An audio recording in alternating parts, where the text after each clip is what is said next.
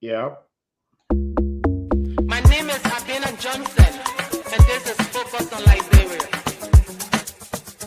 Hit it!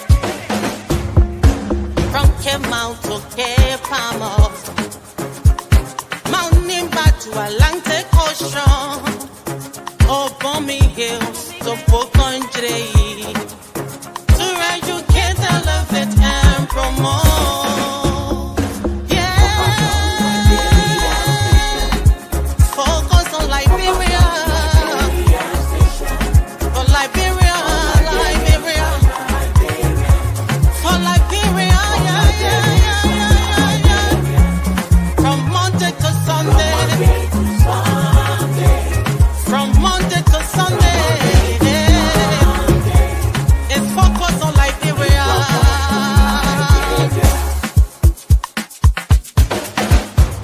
Talking about home affairs,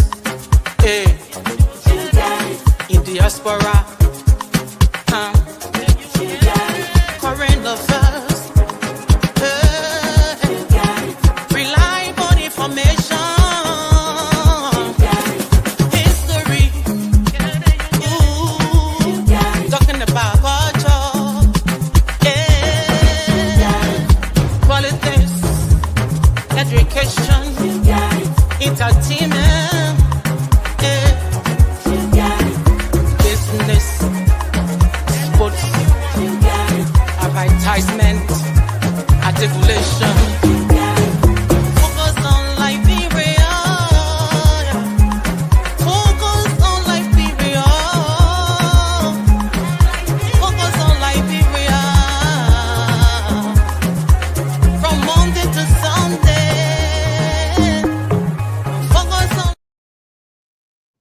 Hello, ladies and gentlemen, and welcome to Friday Night Debate on Focus on Liberia.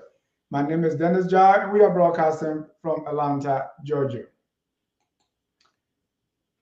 Tonight, Liberia is facing renewed security scrutiny after the latest major cocaine seizure. Political actors are trading accusations from alleged shooting of officials to claims of politicization.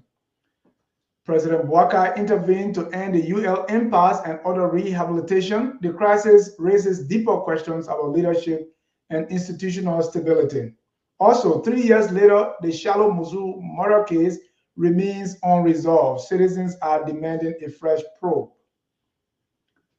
Councillor Tiawon Gonglo is demanding full disclosure on the financing of the $6 million Foya Presidential Center. And last but not the least, former Vice President Jewel Howard Taylor court appearance and concerns. The former Vice President appeared in court amid reports of hospitalization while in police custody. These are some of the issues that we're going to be discussing tonight. To do this, I have Dr. Jones Otavius Mali Sr. He is the Senior Political Education Analyst of our sister network, LPR. Welcome, Dr. Mali. Oh, thank you, moderator, and my greeting to Reverend Dr. Pearson. Thank you. Let me also welcome Reverend Dr. Clarence R. Pearson, the FOL Neo-Progressive commentator and author. Dr. Pearson, welcome to the show. Thank you, Dennis. It's a pleasure to be on the show tonight. I want to say hi to Dr. Mali and our viewers and listeners out there. Thank you for bringing me on tonight. Thank you. Let me also bring on Joseph Tao. Joseph, at least he rescued me from between two doctors. So at least, Mr. Tao, welcome to the show. Yeah, thanks, Dennis. Hi to everyone. Thank you. Hi, Mr. Tao. Let me welcome all our viewers from across the globe. This is Friday Night Debate on Focus on Liberia. And we expected more to come, but tonight I want us to, it's almost like a fireside chat. And the cocaine bust, and that's what I wanted to start with, right? There is, and the way I put it is, this scrutiny. And the overall theme for tonight is accountability, security, and governance in Liberia. So there's scrutiny, right? There's a big case since the cocaine bust. So we are looking at this thing differently. All right. After the cocaine seizure and arrest and all that, let me also welcome Evis. Evis is coming late, I want to denounce publicly. No late coming. Okay.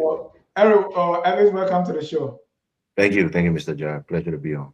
All right. So with everything going around, I want us to talk politics. Many are saying with the cocaine and everything they arrest, and we'll come to the former VP exclusively, I mean, like separately. But overall, is the government handling the issue, politicization, all the different things that are being said about this case? Let me start with, is the government handling the case transparently? Are we shooting political allies? Are we going after, some will say political witch hunt, and some say, oh no, there are no witches to hunt. Before I even go through that, let me play this and people are even calling for the police chief to step aside. But President Bouaka thought otherwise. I want to say for those people who wouldn't believe, I can tell you, we have the best of brains here, people who love this country. I want to thank the securities who have been working tirelessly, trying to sort out the truth. I want to thank Greg Coleman and his team.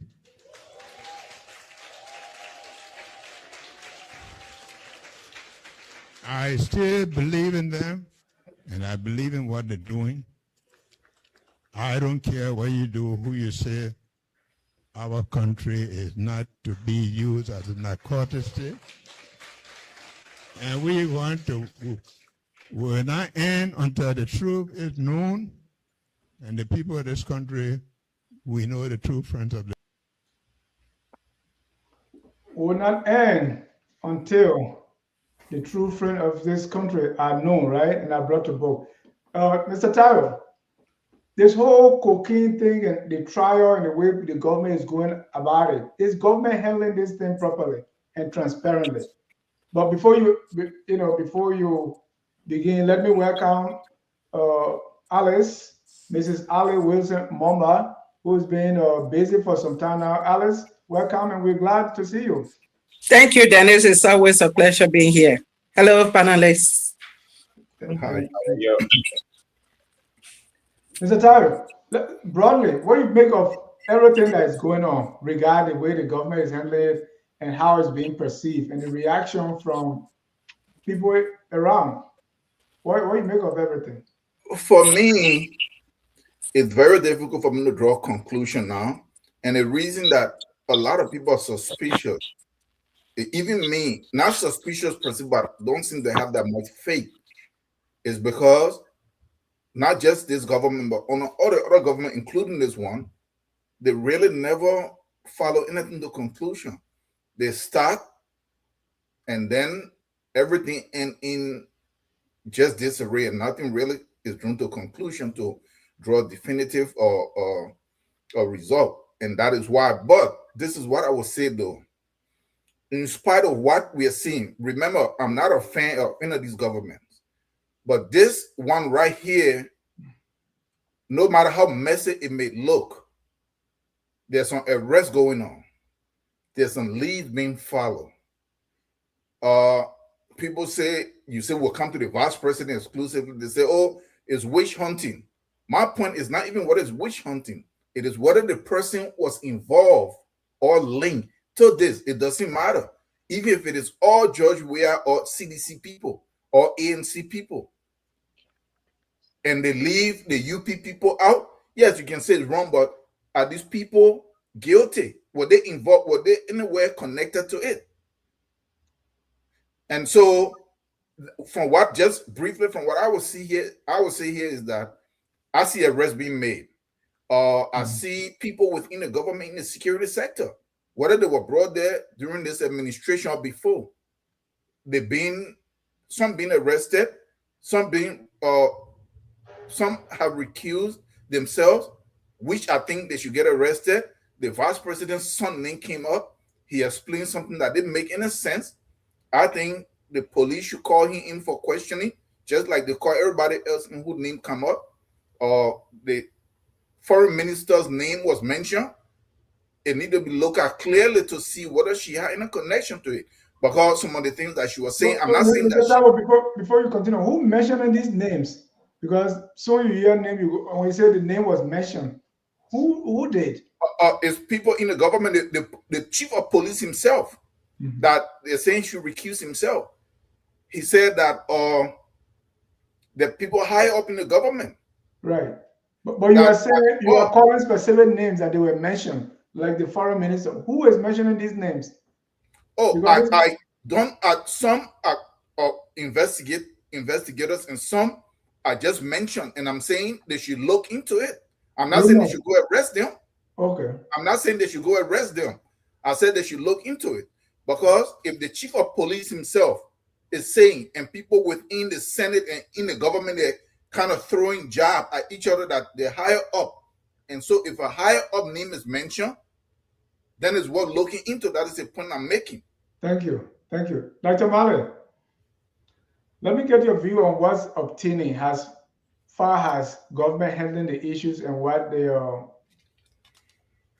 and what the responses have been around. What's your take?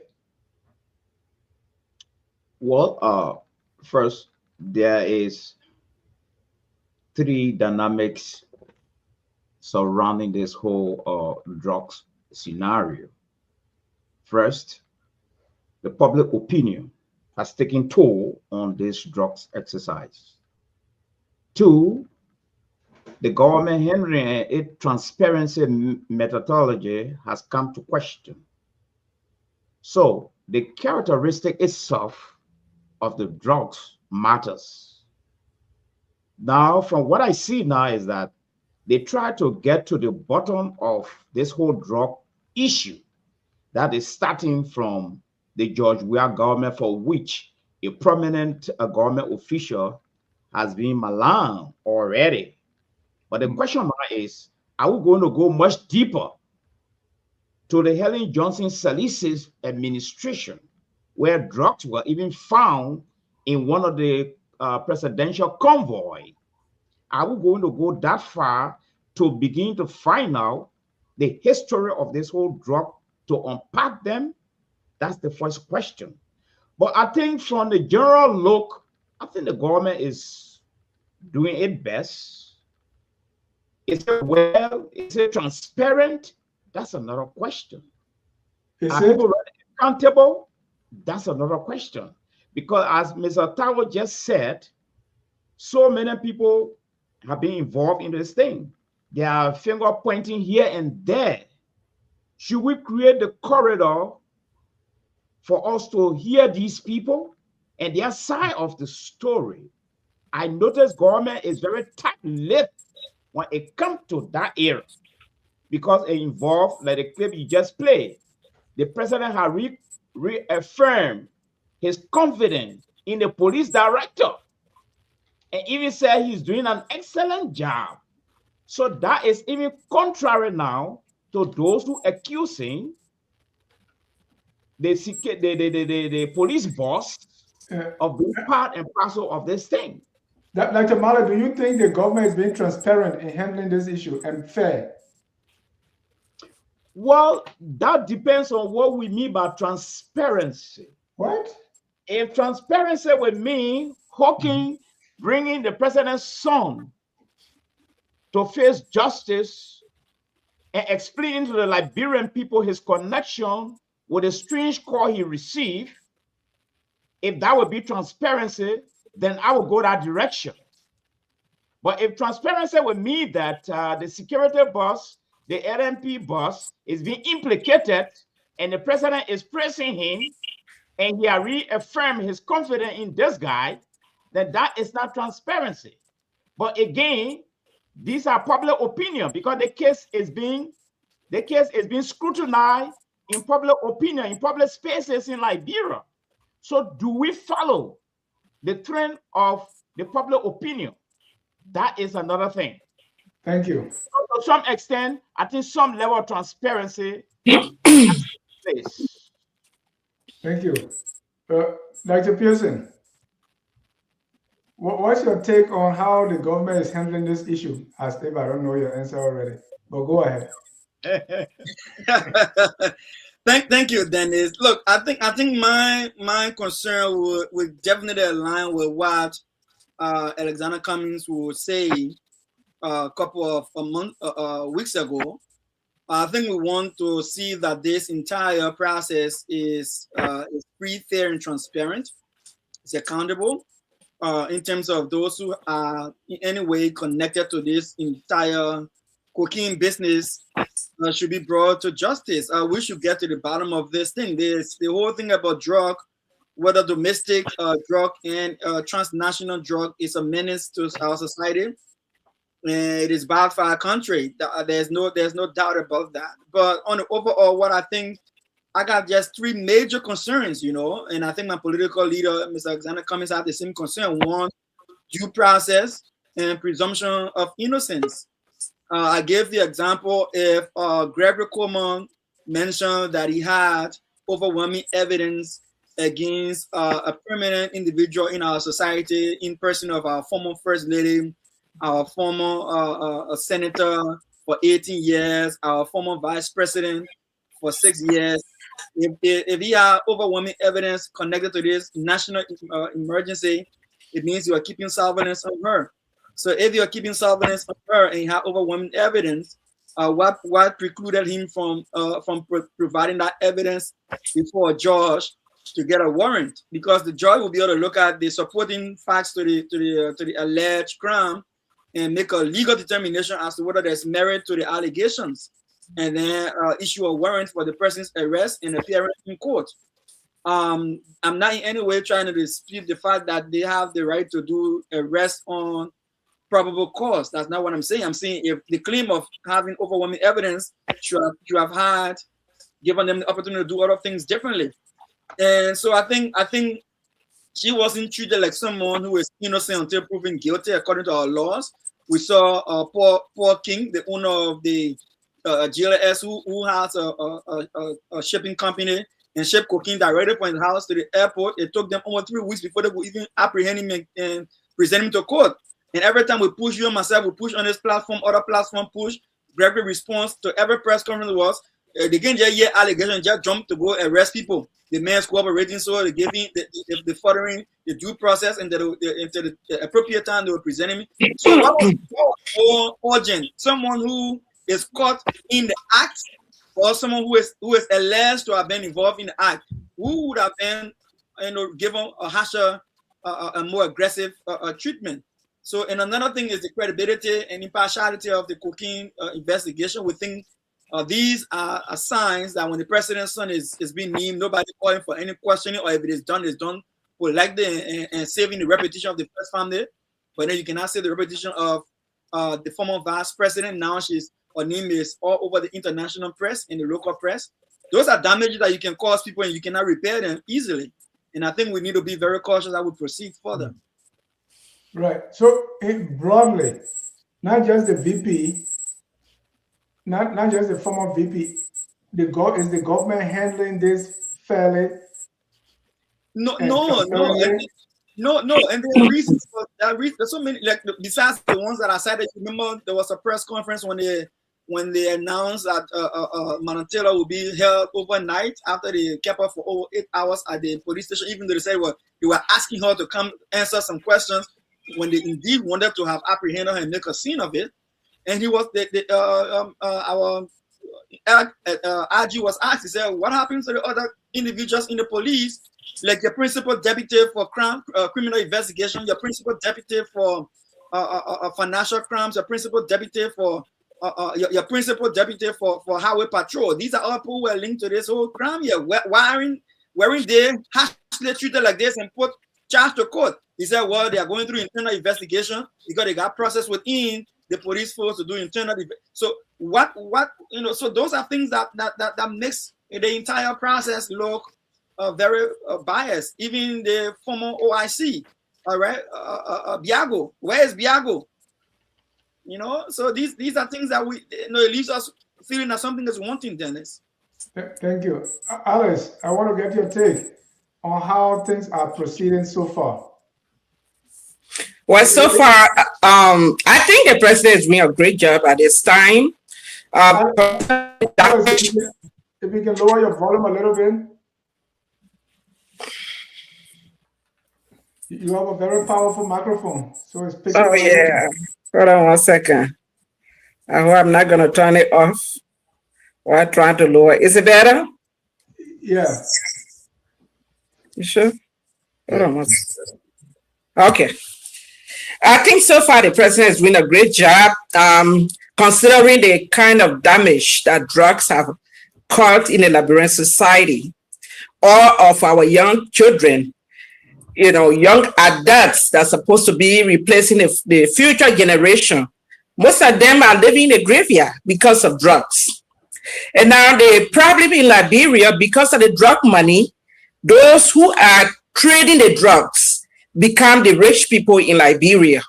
Everything is expensive because of them, because they can afford. If something is $100, something that's supposed to be worth $5, when it's $100, they pay for it. Ordinary people cannot find money to pay for these things. You go to the supermarket, those supermarkets are very expensive, more than the United States.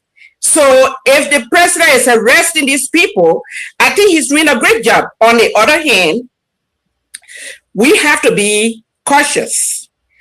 We should not arrest people because they are soft targets. There were two brothers that were involved from the beginning on the drugs issue, the first set of drugs, the 19 millions. It took them for some time. It took them time to arrest these people. But see how they ran so fast to arrest Finabono.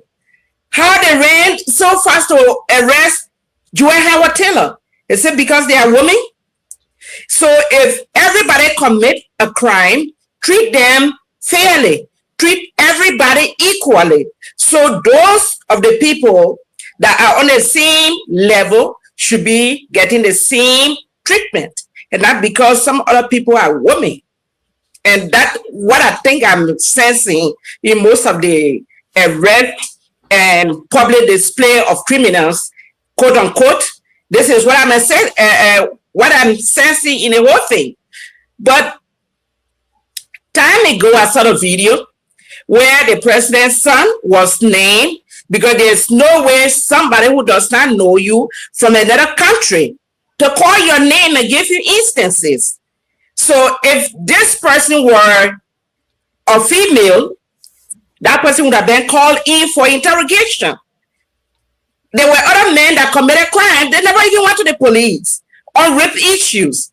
So why is it some people are being treated differently from others? I think we need to look into that. If we say we are fighting drugs, whether it is the president's child, whether it's the VP's child, or whoever, they should be getting the same treatment.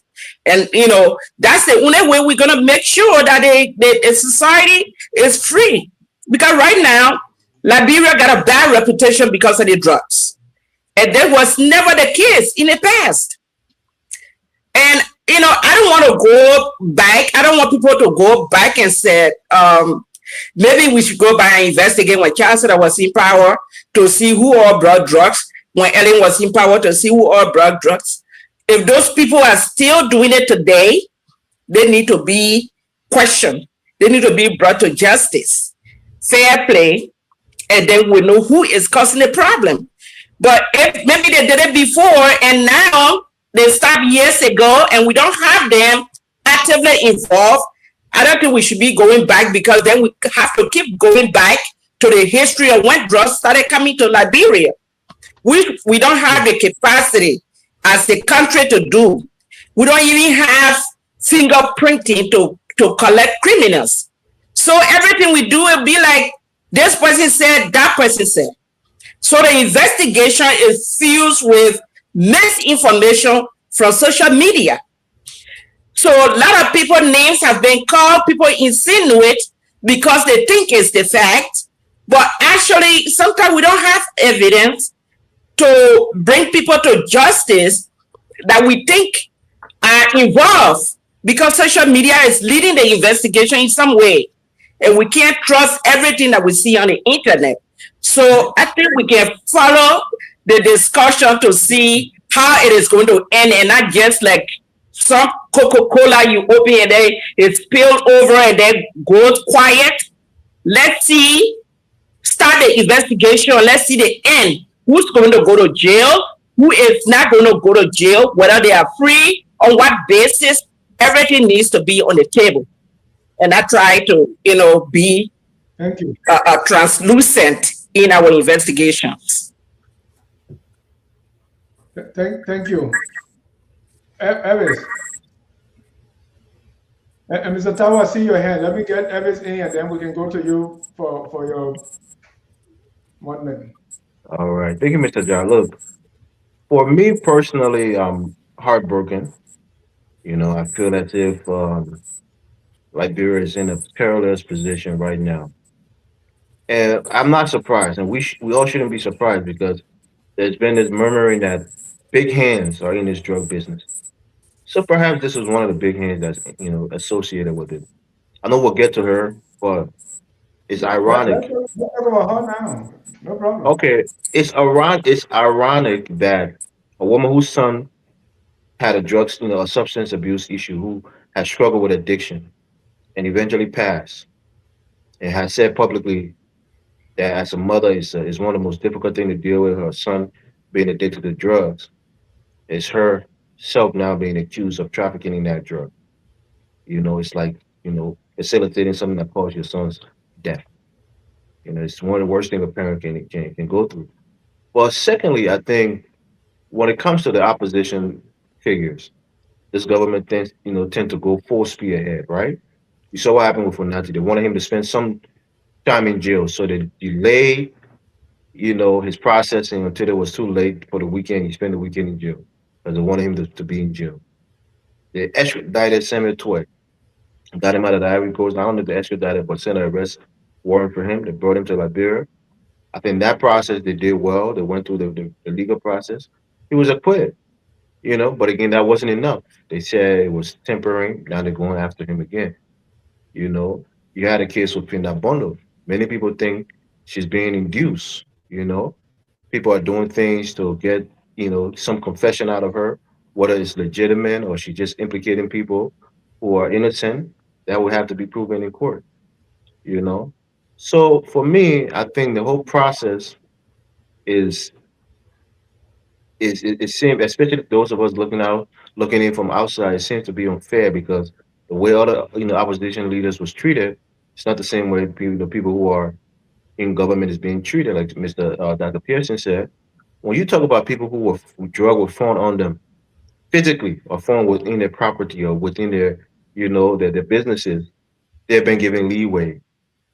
They're out on bond, or they're not in custody. They're not reprimanted in jail. you know. So for me, I just feel like this government has to be transparent. They have to be consistent in the way they do investigation and the way they treat the citizens. Because every citizen in that country is equal, whether they're in opposition, whether they're in position, they have to be treated equally. So for me, looking at the way people are treating the former vice president, I don't take offense to it. Because if the evidence was so severe and so egregious enough to arrest her on a non-exit Republica, meaning that she can't, leave the country, perhaps they thought she was trying to abscond, and they had to arrest her before she left to go to Ghana, then you have to present it. You have to present that evidence because if the NSA that we have in Liberia, who should be really investigating these things on a daily basis, they didn't tie our vice president to any drug importation because I'm sure if she was a drug dealer, this is not her first drug importation in the country. So how come they never arrested her from previous, involvement in drugs?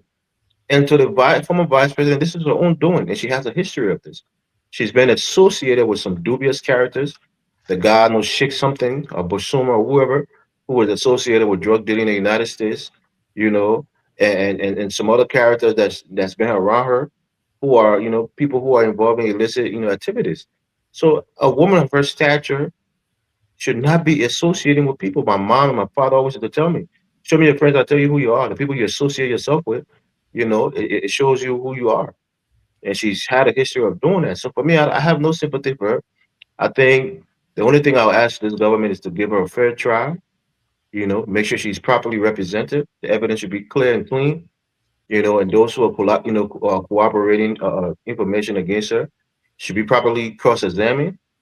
And if she's guilty, she should go to jail. It will be a poster, a poster case for Liberians. And no one is quote unquote above the law. But lastly, the president's son, like we said before, I know people are being playing cement. What is a cartel and this and that? Cartel don't call your name if they don't know you. They don't call the president, the sitting president of a republic, of Liberia name if they had no dealing with him. And they gave specific allegation that this guy has, a guarantee the safe passage of their drug in the country. That they had an agreement, they had an understanding he is one of their associates. So you're telling me Jua Howard Taylor is working with the same cartel that brought the drug in, but they didn't call her name on that video. They didn't say that she was the reason the drug didn't pass, but they called the president's son. What, the Colombians, they understand Liberian politics so deep that they can't speak English, but it was to make a video to implicate the president's son wrongfully and not the vice president that they've been working with this whole time.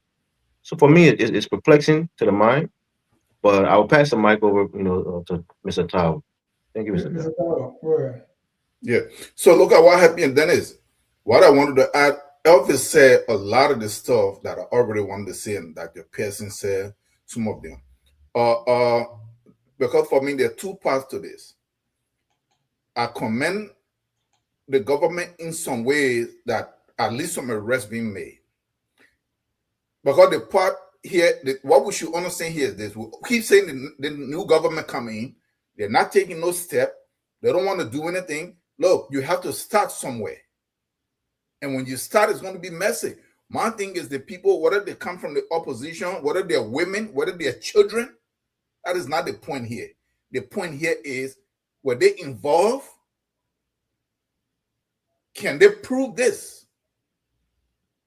That is all that it is. Whether they went back and they got Samuel 12 from Ivory Coast and your opposition to brought him, did he steal money? Whether the president's son is stealing right now and they're not touching him, but they're going after George Weah, they're going after Ellen Johnson Sirleaf, and they can prove it that they stole money and they can be prosecuted, that's fine. Guess what? The next group that come in, go after them too. Guess what? Once we start that way, you will see things start leveling up, because the next guy know that when he leave, if he did wrong things, the next government is going to go after him. So it's going to force people to scale back some. Because I don't want to be caught up into this stuff that we say we want something to start from somewhere. But each time it starts, we politicize everything. Yeah, they're touching this person. Why can't they don't touch us? Then where do you stop? Okay. And to my sister Alice, I want us to be I'm a little bit concerned. We should not drag gender into this. Because gender, to me personally, I'm looking at Liberia, gender have nothing to do with it. All that you see happening here, Dennis, is party politics. Okay? That lady that killed somebody on camera that was in the government, what happened? They didn't touch her. She's a woman. They didn't touch her. What happened? Boaka gave her a job. She's a woman. Why didn't they touch her? Because she is part of their party.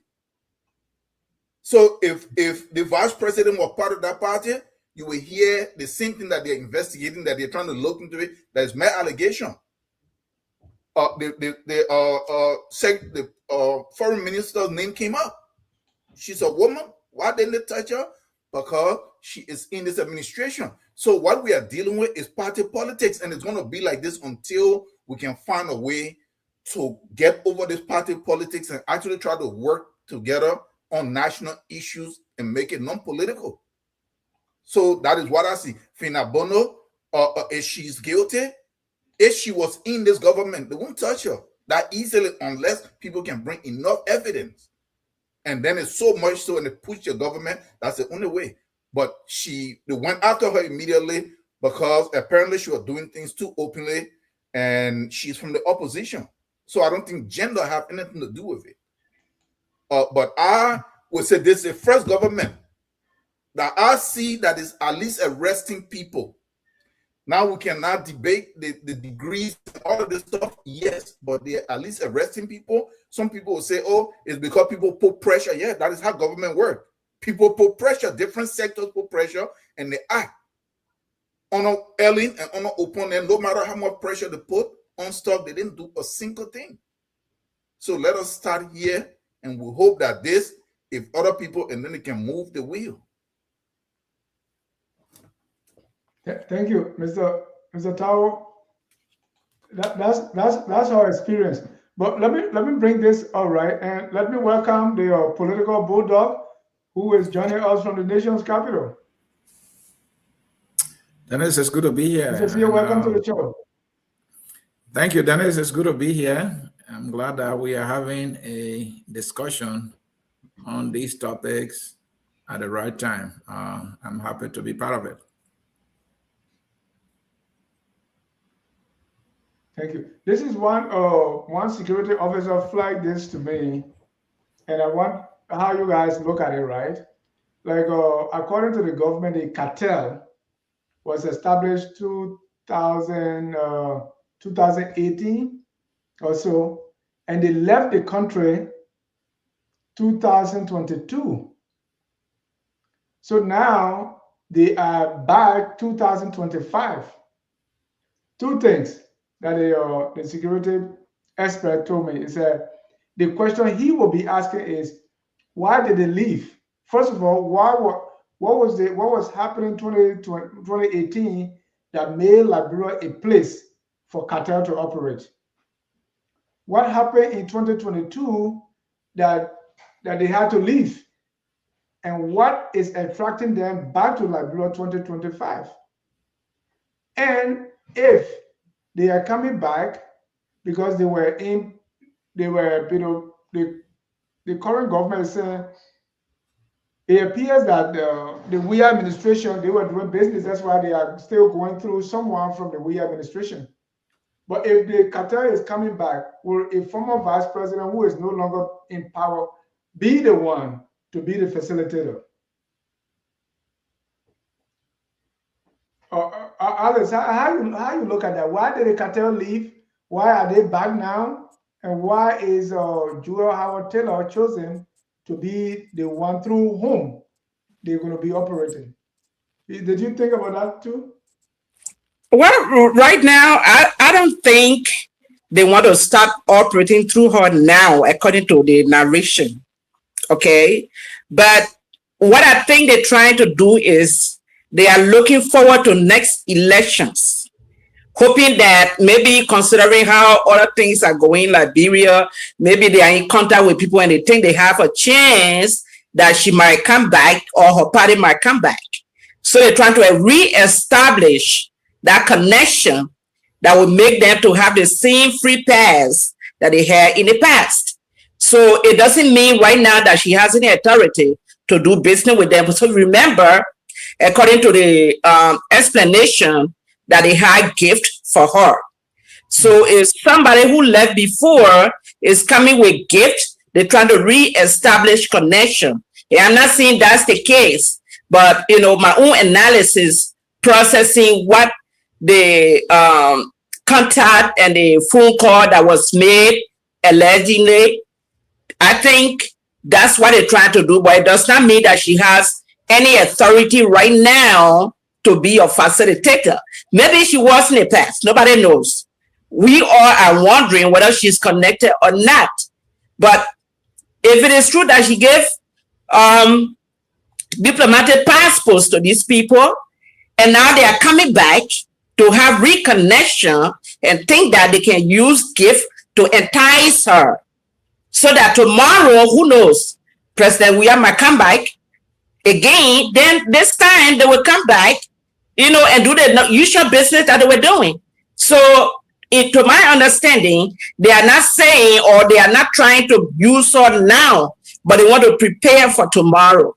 Alex, the cocaine is coming and leaving, and the government is charging her with importation, distribution, trafficking, dispensation, and all the different things. So it means they are actively doing this because the cocaine was in the country. it was going back. That's why it was caught at RIA. So whoever is here now that is helping them should be actively participating, has say in the charges against her. Okay, so the So two if things they, can, are, if they will use power, go ahead. so two things can happen here. Okay, they are either trying to do reconnection or the position that they left her in before, because you were working in the office, you already got contacts with people. You know, if it is true that she's part of this, she was not doing it alone.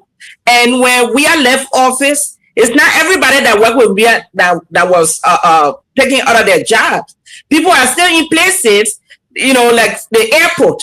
Maybe somebody knows somebody that was there before. They know how it works. So through that, they can still do something. She can still facilitate without necessarily being in government, because she has established herself as an icon in a society. Thank you. Mr. C.A., give us some fresh perspective on what is obtaining, because I know you touched Morovia. Are you in Morovia now? Yeah, I'm in Morovia. I'm in Duco. Safe and sound. How is this? How is this whole drug business, Howard Taylor, cocaine now, and the way government handle it? What are you hearing on the ground there as you arrive? Yeah, then it's a big story. And it has become debatable. And of course, you see the And by the politics way, in I it want to also. be sophisticated, so I have a whole chronology of the Liberia 2026 narcotics investigation. Go ahead, Mr. C. Thank you, Dennis. And so it is a whole debate. But one thing is clear here, and that is the investigation are ongoing. There are two investigations here. The first seizure at Rabat International Airport, valued at 19.2 million. And then the second seizure that is valued at 317. Some people put it at 319 million. So those are the two huge seizure of cocaine, and these are the two separate investigations that are going on. The Joel Howard Taylor arrest has added or raised this investigation to the peak because of who she is: former vice president, former senator, former first lady. To know that a woman of her standing in leadership and politics, political governance in our country, to be accused of having a significant involvement raises the whole drugs issue to the whole new level, and even confirm it what we have all been suspecting, that higher up, big fishes, if you like, are involved. And then in a Joel Howard Taylor case, it is important for all to understand that she was on her way out of the country. She was traveling, and she said she was going to a women conference, and she was stopped.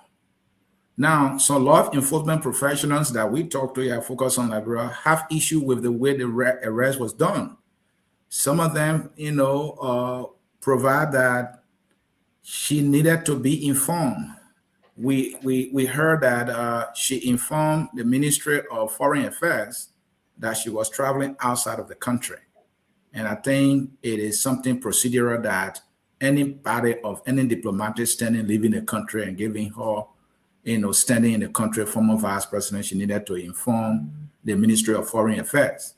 And she did that. They are saying, look, if for any reason, the fact that the state had knowledge that she was on an active investigation, giving her alleged involvement, they should have communicated to her that, well, do not leave the country. All right. And the fact that that was not done, according to our law enforcement professional that we talked to, said, well, that was count one of not showing some level of respect to her, because they needed to inform her that, look, you are on an active investigation for alleged role in this. So as a result of that, we do not want you to leave.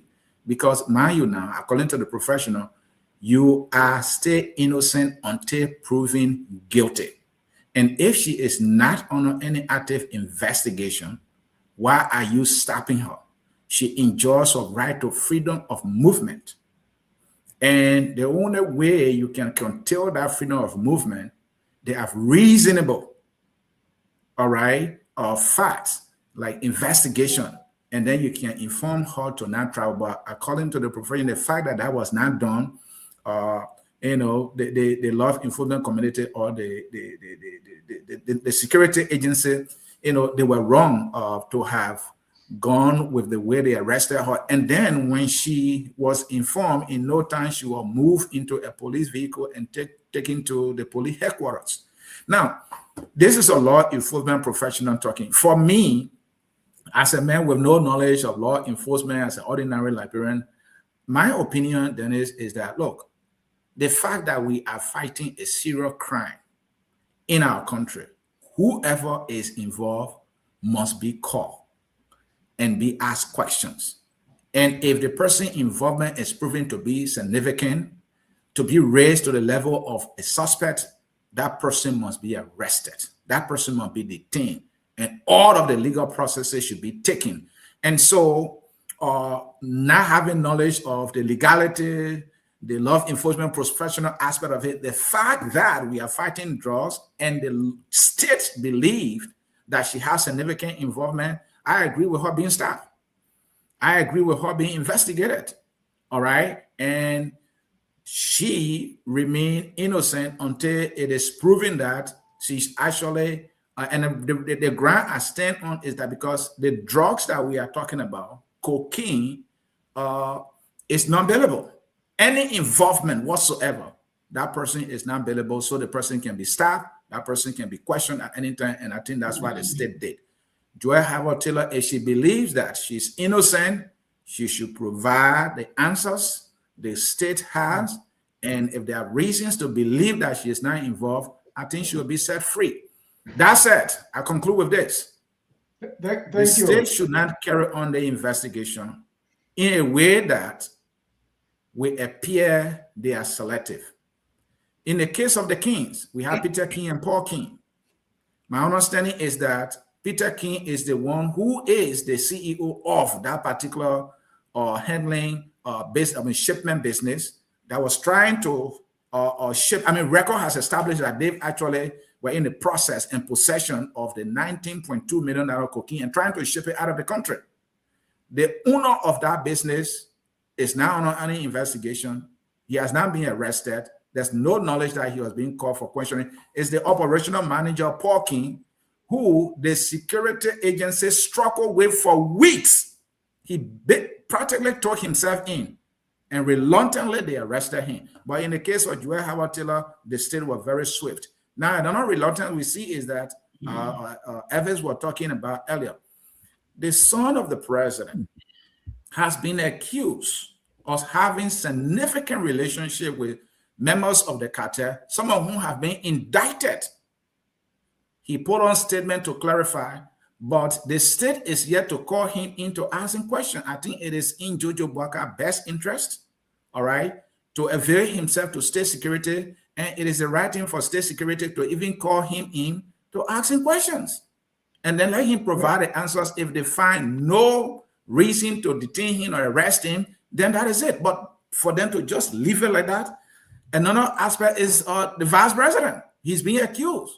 No one is above the law, as we said. The former vice president is not above the law. The current vice president is not above the law. Why have they not been caught? My point here is that if others are not called in for questioning, for them being a suspect, or the state having information, or people accusing them of having some involvement, if the state is not calling individuals, and the individuals are somehow part or parcel of the government or related to the government, but they are doing well in getting to other people who are not part of the government, many people will see that the state or the police or the investigators are trying to be selective. And I think they should do well on that to not give all reason to believe so. I rest my case.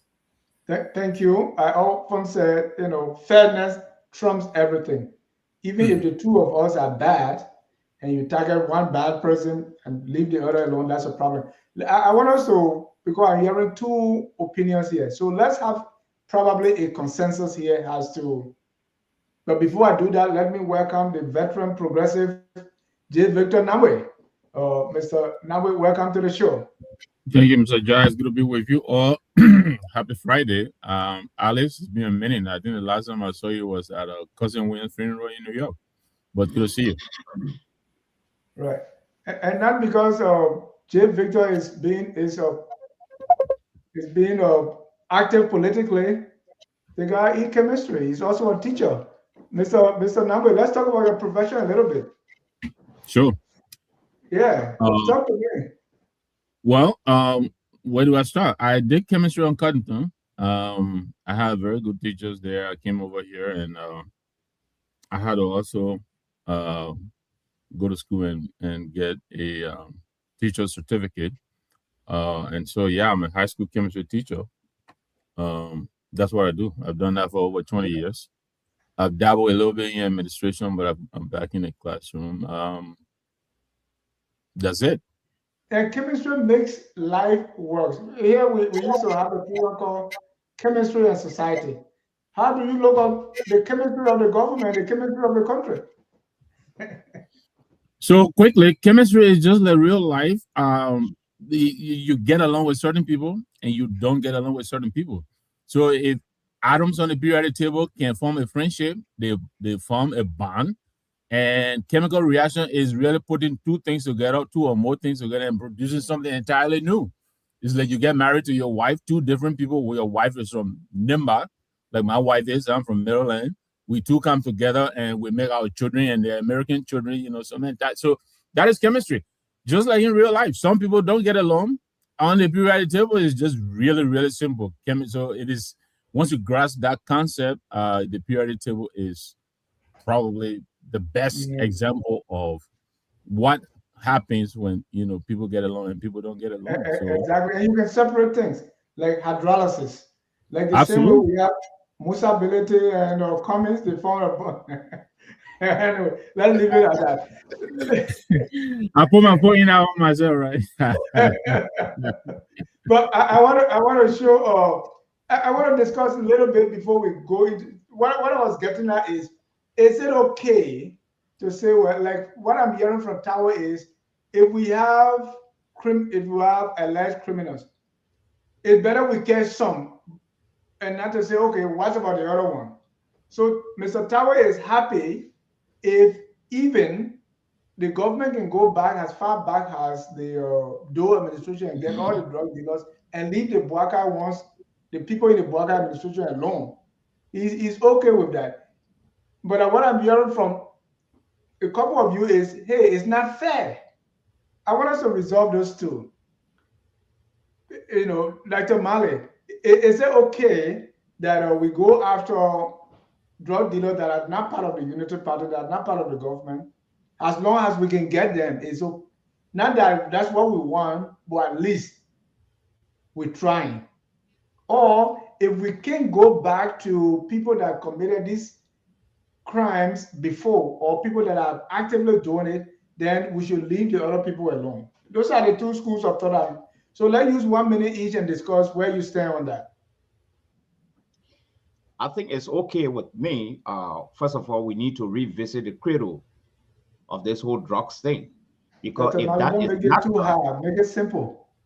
Yes, that's what I'm saying. We got to visit the cradle. We got to visit the root of this whole narcotic scenario. If you don't do that, it will be difficult to solve the problem. So we can leave if let's say Minister Sarah Beslo Yanti is accused, and someone from the WIA administration is also accused. We can leave the current administration, people in the current administration, and go after people in the WIA administration. And if it is true that they actually did it or they are doing it, that shouldn't matter. Fairness shouldn't come into place here. Is that your thinking? No, that's not my stand. I think the net should cover everyone, both past and present. Thank you. But here is my take. I just showed something. I want to go to the next on that same issue. Yes, so the net should cover everyone. Dr. Pearson, what do you think? you know, this is my thinking, right? No one should be injured by the law. The law is there to protect us, not to injure us. So I feel when you want to effect the law, you have to effect it fairly. And I give an example, then I stop. The Joel case. Oswald, the Justice Minister Oswald, Councillor Oswald 12 said that they have overwhelming evidence. He listed the merit of charges, but gave us no clue how he derived those charges. What prompted him to come to those conclusions? He said nothing. On what the major investigation I've seen in major cases across the world, when law enforcement come and tell you, say these are the charges, they will give you instances that will give justification for the charges, and then they leave you now. They will say, I can't go into that because it's going to court, but at least they will leave you with some understanding as to what gives them the understanding for these charges to hold. Yeah. And when they go to court, now they can adjust it as the prosecutor go along. But at least give us, it's going to 48 hours now, but tomorrow it's going to maybe 72 hours. Also, to have not had any major press conference to tell us those 8 charges against Madam Howard and Madam Taylor, and were derived on these basis of facts. Thank you. Zero. And that's not fair. It is happening. Mr. Tao. Yeah. So first, I want all the listening audience and the panelists here to know, I never said I was happy. Mm-hmm. So let's because you said that. Okay, I said I spoke. I said that with what we have to work with.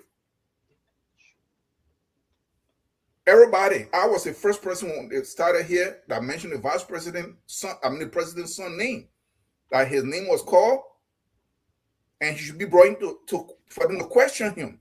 That the foreign minister's name was called, she should be also questioned. The point I'm making here is that if they choose that they're not going to do that, they're going to go back to Samuel Doe, to Taylor, to Elling, and to Weah's administration. And if there are people there that are tied to any kind of crime, and they can prove it in the court of law, let's start from there. It is the responsibility of the next administration to say, you know what, we're going to investigate these guys too if we come to power. And what that will do is it will force people to behave, because you know that if you misbehave in your government, in your administration, the next guy coming there's strong possibility for them to investigate you. So it's going to force them to kind of dial back. And that's the point that I made. Evans disagree. Evan, what's your qualm with that? You know, these are some of the reasons why politicians in Africa don't like to leave power. And this is the trap, that they become so corrupt and they rule with such impunity that they know for a fact that once they leave power, they're going to be prosecuted. And as such, they tend to hold on to power because it becomes an issue of life and death. I either hold on to this power by hook or by crook, or when I leave, my kids, my loved ones, my friends, my associates, they're all going to be in prison. So when Mr. Towers say that these guys are not going to prosecute themselves, they're going to leave it to the next government, what's actually going to happen is they're going to try to make sure that the next government never comes and see the light of day to prosecute them. So you fall into a trap where, okay, I'll prosecute everybody that was my enemy, my perceived political enemy. I'll decimate them to a point where they can't compete with me, and then I'll rule. De facto, I'll be the only political party in the state, and nobody can touch us because everybody is with us now by defact. So for me, I feel as if to even advocate that this government shouldn't focus on themselves. I'll go back to this point. I said this before. If Joa Howard Taylor is the cartel's point woman in Liberia, it will be stupid. It will be unheard of. The way cartels operate, they won't call Jojo's boycott name. And the thing that Jojo Boycott said, he didn't deny knowledge of these people. He said they came there as investors. He worked with them and blah, blah, blah. So he knows them. But what those people said in Spanish, in Colombian Spanish, is that he had guaranteed their facilitation of their drug, and they want their drug back, and they call his name specifically. They know Joa Howard Taylor, I'm sure. They know Jeremiah Kuhn. They know the president or the foreign minister. They didn't call their names. So how can Joa Howard Taylor now be implicated, which is possible with the evidence that they have, I'm sure. But Jojo Boyka is not a prime suspect when his name was being called.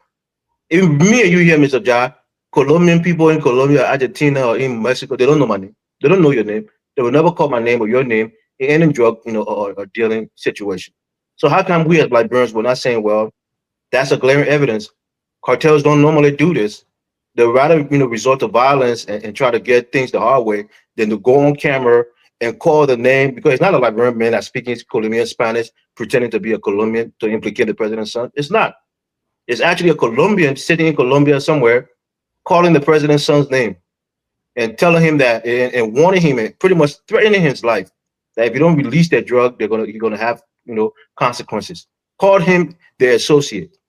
So what are we talking about here? This president, before he even got to this drug issue, he's been selected.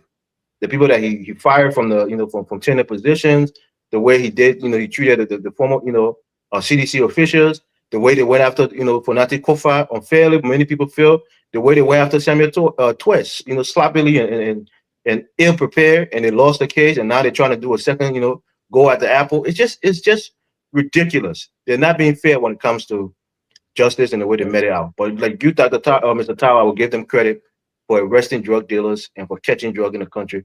They have my highest support. But when it comes to fairness of justice, when you look at the Ministry of Justice, you have the lady there with the, I think that's the goddess Colombia, with the skill in her hand and the thing, the blindfold in her eye. That blindfold symbolizes that justice is blind. It doesn't see, friend or foe. It metes out justice to everybody equally. So we should follow that. Let me bring everybody up to speed, which I call Liberia's 2026 Narcotics Investigation, a chronology of the seizure, prosecutions, and institutional fallout from June to August 2026. And tell me if I did a good job here. So what we have so far, 237.6 kilograms of cocaine, that's the US 19 million seized, or the Duazo one, which is the 317 million. And then up to date, we burned 4.2 tons of cocaine. June 7 to 8, the cargo intercepted at RIA. June 13, the LDA announces the national security elevated the case to a joint national security investigation. June 19, 10 persons named persons of interest. The first arrest, that was King, he surrendered, Paul King. And then we have the narco board member suspended. President Boyka did that. July 30 to 1st to June 30 to July 1st, state summons joint security. Police IG tells the senators that the persons of interest were elevated to suspects and arrests are expected. The charges were filed. The investigation widens. So Philip Yo, formerly charged with criminal facilitation. More persons of interest were detained. Justice Minister Tua says the investigation point to a network. That's how we now say the cartel. And then we have our senior officers were detained on July 24th. That continues. Then the Duazon raid. We have our foreign nationals being detained in the 317.6 million drug case. 12 defendants were named, including Jonathan David Garcia, Mohammed Alpha Ba, Christian Yanti, and so on.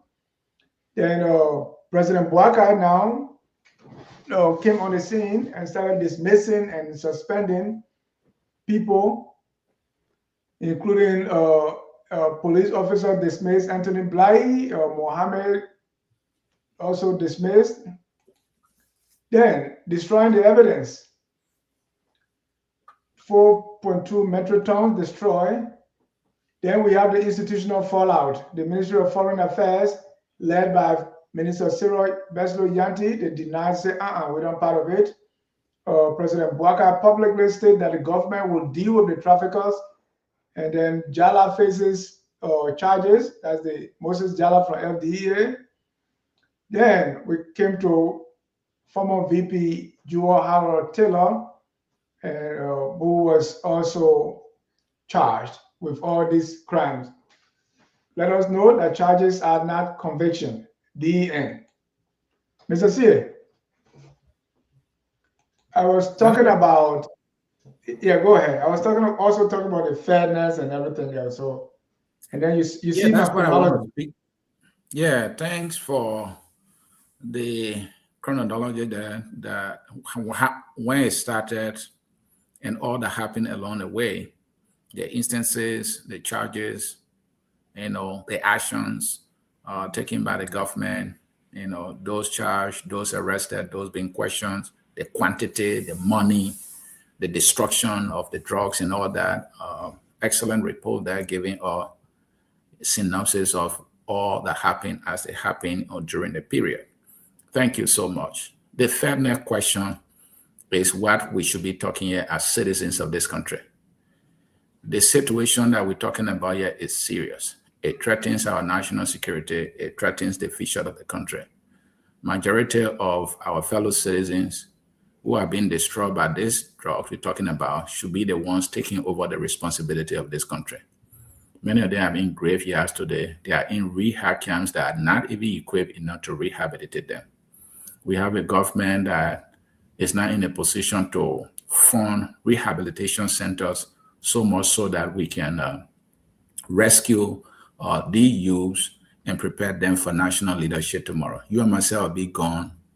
See the challenges we face now with our level of education, and as a result of disagreement and political disagreement, so on and so forth, see where we are. How much more if we don't have prepared young people who will take over the state? We see the chaos, we see the hopelessness, we see the fact that things are not done properly in our country. I mean, with our level of education and experience and the leaders that we have, and we look at our schools, and thank God teachers are here who have deep understanding of what I'm talking about. Look at the output that coming from our schools. That tells you the future of our country. And in the midst of this trouble, where the university cannot live up to its responsibility because our leaders in our states have left the university completely unbounded and underfunded, we have this crisis destroying our youth. We are in trouble. So let me address the question. Fairness requires that all accused be asked question, and not some accused being asked question. Sarah Beslow, the anti-foreign minister, was accused. It is in her best interest, even if she was not called or has not been called by the police, to say, look, I'm coming there. I have no hand in this. Whatever questions you have for me, ask those questions and let me provide the answers and let the facts speak. But why will the police or the investigators not want to call her? Because she is part of the government. The same thing can be said by the vice president. The same thing can be said by the president's son. Why have these people not been called? Because of their connection with this government. Now, Brother Tao is saying, look, at least this government have made some arrests. I too join him to say we commend the government. Any arrest that is made is significant in the fight. But that is not enough. In as much as that is significant, it's not enough. And if there is no fairness, we undermine the process. We undermine the process. Joel Howard Taylor, the one that has one of the greatest opportunities in our country, if the police, the state has significant information about her involvement, I salute them for saying, look, irrespective of your status, we are bringing you in. I commend them. Where I don't commend them is that the president said no scare cow. The police chief and the justice minister said there are senior government officials. These are the investigators speaking. Hello? The investigators. These two individuals are leading the investigation, in my understanding. They told the state that senior government officials are involved. And yet, they are choosing not to invite some of these senior government officials. They have accused, and some are accused for questioning. Where's the fairness? And I don't see that fairness, and that undermines the investigation. I rest my case. Thank you. Alice, on the question of fairness, and if it is not fair, does it undermine the investigation, and does it make the Liberian people not to believe what the government is doing? Your take. So first of all, like I said before, I commend the government for having the audacity to investigate all the drug issues that are going on in Liberia. I commend them that they have the audacity to go after government officials, bring them to book on what their roles are in the destruction of the country that they claim to have been leading over the years. Where I'm a little bit concerned is where I don't see fairness.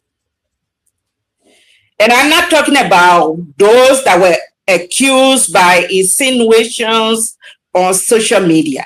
That's not what I'm talking about. Because if Gregory Coleman says government officials are involved and he did not call anybody's name, we can't assume that it was the VP or it was somebody else close to the government.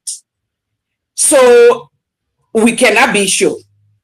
But where there is an iota of truth based on the evidence that we are all listening to. For example, the president's son. This is something that we all listen to. This is something we are all seeing.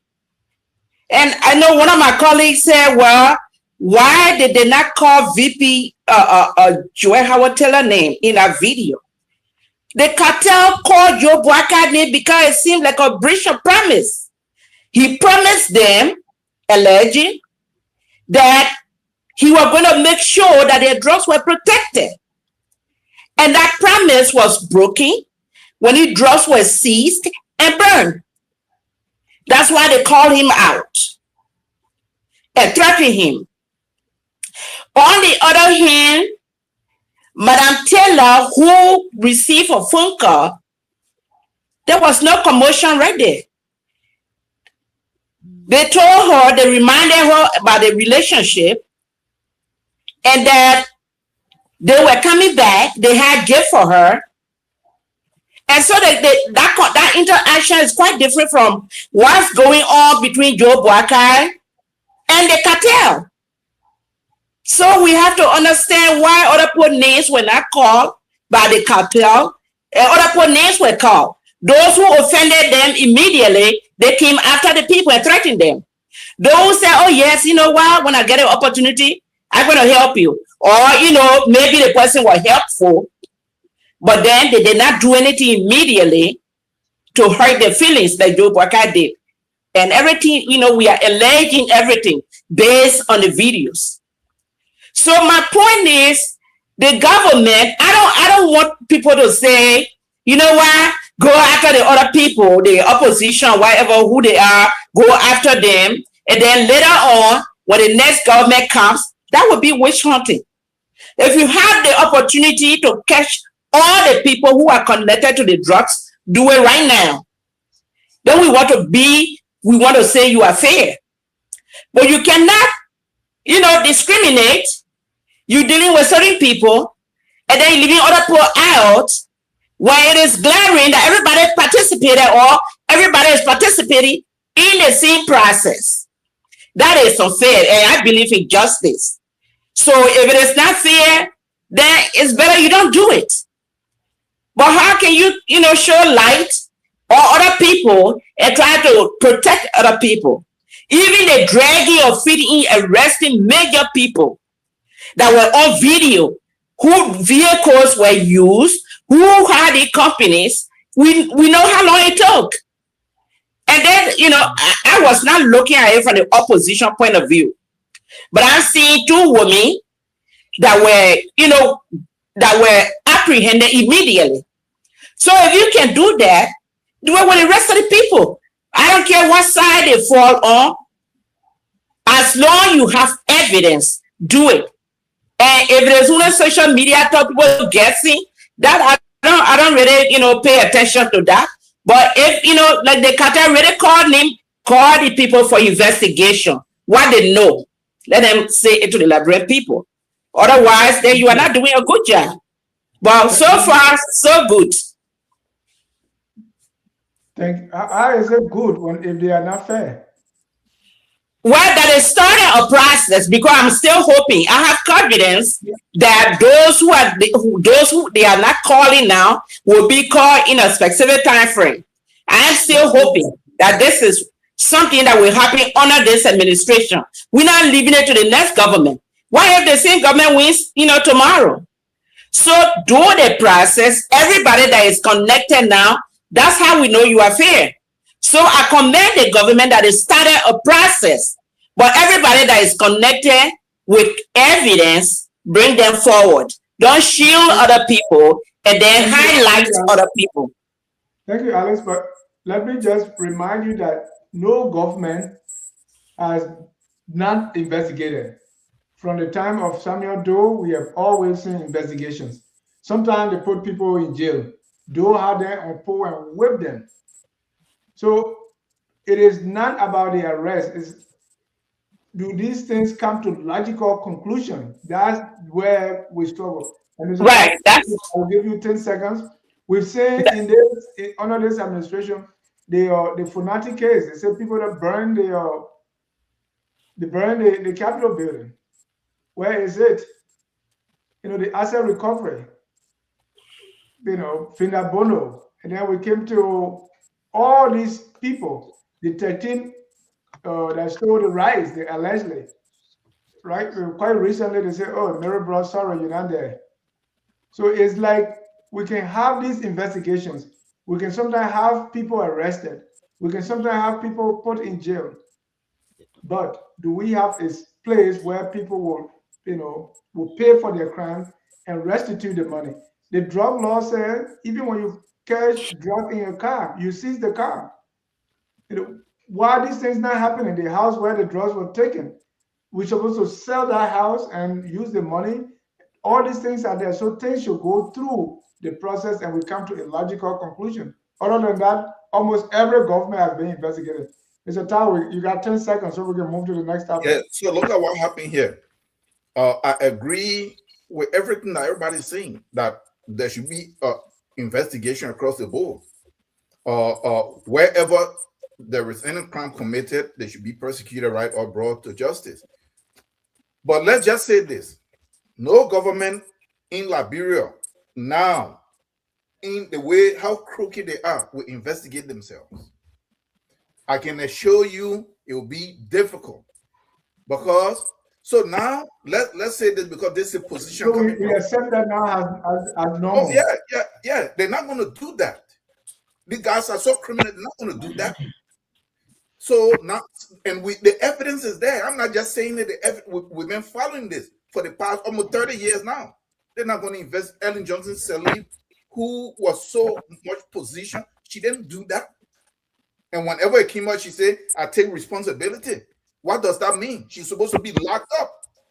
If a crime is committed and you take responsibility, you're supposed to be locked up. It didn't happen.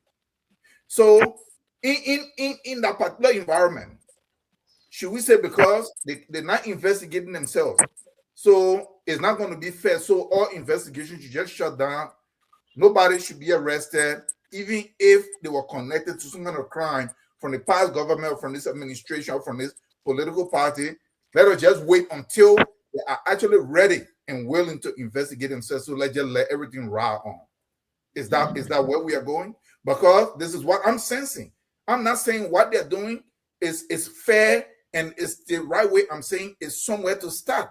That the people that they're arresting, no matter where they come from, if it came out to where they are guilty, where they are found guilty and they're proved, they should be dealt with. That is some level, that is somewhere to start. That is all that I'm saying. But from what I'm hearing from everybody is that if they don't arrest themselves first for investigators, one which we know they should, that means it's not fair. So then what do we do? Just stop and shut it down. No, that's not what we're saying. The Liberian people need to demand that.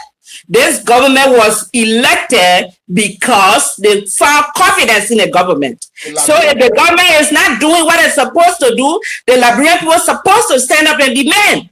That's what I'm saying. Alice, let me tell you this so I can get 1 minute. Let me just say this one minute. No, Dennis, look at what we don't understand about the governing system we have in Liberia. You have no unity in that governing system. Everything is split in a political, it's a clique. So the group that will stand up will only stand up from an opposition standpoint. And this is how we are. This is why I've been pointing out that we have to find a way to mitigate this stuff. We can't make any progress in this country. Let me ask this. It's not going to work. Let me ask this. They are being called for, some are calling for the IG Gregory Coleman to recuse himself from the investigation because they are finding him. They are, people showing, especially coming from Martin Colley, that the police, their cars that they've all boasted off, there's no budget line, they have come from the cartel. So people are saying, hey, Gregory should step down. But the president came up today, reaffirming his confidence in Mr. Coleman. Right? Mr. Number, did you see that? Should Gregory recuse himself? I did. Absolutely. I think with all of the allegations swirling around him and the number of people closest to him who have been charged, and I think he should recuse himself. I think the president, I really think I am convinced now that he has a judgment problem, and I'm just really shocked. Look, I mean, we can go down to the fire incident at the Capitol building within 24 hours. He passed judgment on the fire incident. We can go to Kamara from Telecom while the investigation was going on. He paid the man, which in itself was telegraphing to the investigator that, look, this man, you got nothing to do with this man, let him go. And what happened? He was exonerated. Sano Johnson or Daniel Sano gets up and insult everybody in sight. The president goes to Minister of Information and goes there to pat him on the back. And now this, with all that is going on, how is it that this president will get up and tell Gregory Coleman that, he's doing a good job and that, he is his man? Look, and let us first of all, let's disaggregate what we have here. Arrest is not equivalent to conviction. I really want us to make sure we separate the two. The fact that these people have been indicted and all of that, it doesn't mean they have been convicted. I mean, we can look indicted. That's the next one I was coming to. The fact that we are extolling these people, and praising them for doing what? It's like you get in the money you expected to brush your teeth. That is what you're supposed to do. Would you praise you for brushing your teeth? I don't think so. They are supposed to go after these people. That's their job. I don't think I have a praise reserved for this kind of effort. I think this is too minimalist. We are giving these people way too much of free pass. For getting up to going after these people, that's why we should come and praise them. Praise them for what? For what? And even at that, they're not even doing 10% close to what they're supposed to do. You yourself, you mentioned here the preferential treatment. Jamal King went to the police station. He had a water bottle in his hand, walking up and down in the police building. They go for Joe Howard Taylor, the former vice president, the former first lady, the former senator. They are forcibly entering her car. For Christ's sake, she has attained a certain stature in society. She deserves a certain courtesy. I don't care about charges. That's different. Yes, if you want to investigate, you should do that. But you have to extend the common courtesy, decency. First entering the woman's car, she said she wants to go to the bathroom. They said no. What is that? And this president is going to police station and declaring a vote of confidence, all because he's on a revenge drill, with the CDC, everything. This gangster police director we have now, because that's what he's turning out to be. All of his style is gangsterism. Policing is a science. It's not everything you have to project strength, and demean people. That's not policing. That's gangsterism. And all of this is happening on the heel of all of this. This little poor woman is laying up in the hospital because they rough her up. She's all tensed up and she's having medical issues. And Joe Barker is going to get up and go to the police station to tell Gregory Coleman, you're doing a wonderful job. Keep it up. Keep it up. Are you kidding me? I think Gregory Coleman has lost the confidence of the Liberian people. I think he has lost every ounce of credibility that is required for this investigation. I think he should recuse himself. He should step aside. And why is it that these people are even recusing themselves? We're talking about, they're doing well investigating. Well, they got a former vice president in the cell, Biago, who, because of the preponderance of evidence that has been thrown on the table, he himself threw in the towel and said, you know what? They didn't too heavy for me. He stepped aside. What about him? Is he being investigated? Yeah, We don't he know. recused himself, but the president replaced him. So that shows that there is something there. So No, What about why is he AB? not What being about AB investigated? Krumah, who they said were working with the cartel? Did they do any deep investigation into him? Or they put him in another position of power? Exactly. There was investigation, but we never saw the finding. So But let me all go of to these Dr. mixed Pearson. messages going back, Dr. back to Pearson, you, brother. Dr. Mali have not spoken at all in almost 40 And minutes. so you got to interrupt him because that. Are you the moderator? I mean, look, now CMC store with doing here abilities. Oh, that's the Dr. Even Pearson, Dr. Pearson have not spoken in a long time. this is the best in the business. So whatever I do is codified into law, because when the best in the business, whatever I do, that's the style. People Send the Malian Empire, right? Before the Malian Empire, there's been nothing like this. Dr. Pearson, on the fairness question, and then should Gregory step aside? Gregory should step aside. I couldn't have said more than what a progressive has said. But let me put it this way. I'm getting my sources are telling me that the UP are getting to Dennis to subdue me on the platform, so I can't speak more. But no problem, we inside. But look, let me clarify a few things, right?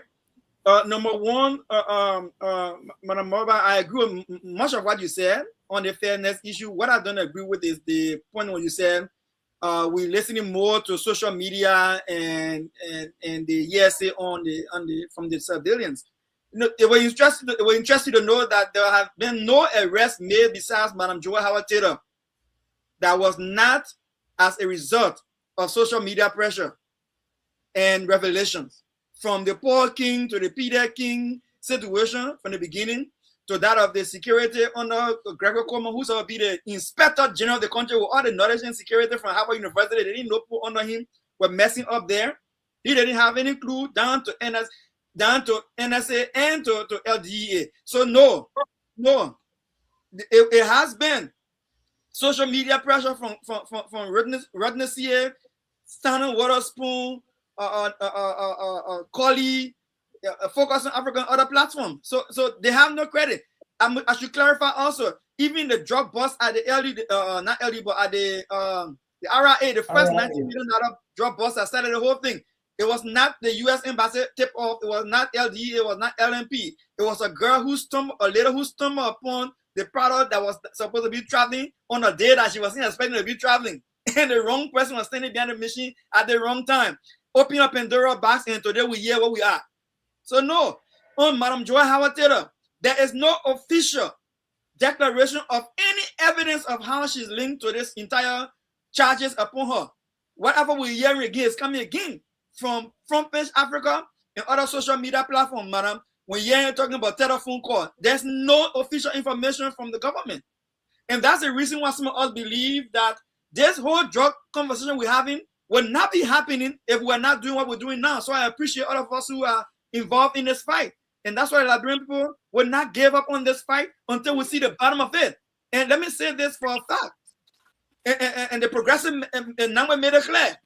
Arrest is just not the end of the game.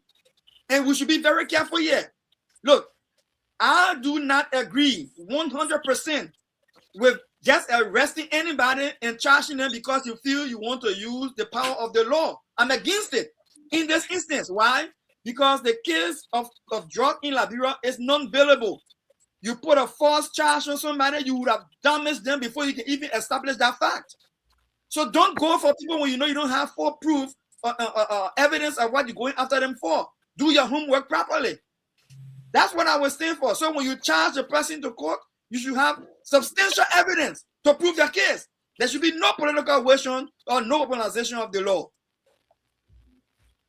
Thank you. Dennis, 1 minute. I want to go to Dr. Mallory. Yeah, but just a second. Just a second. I want to clarify.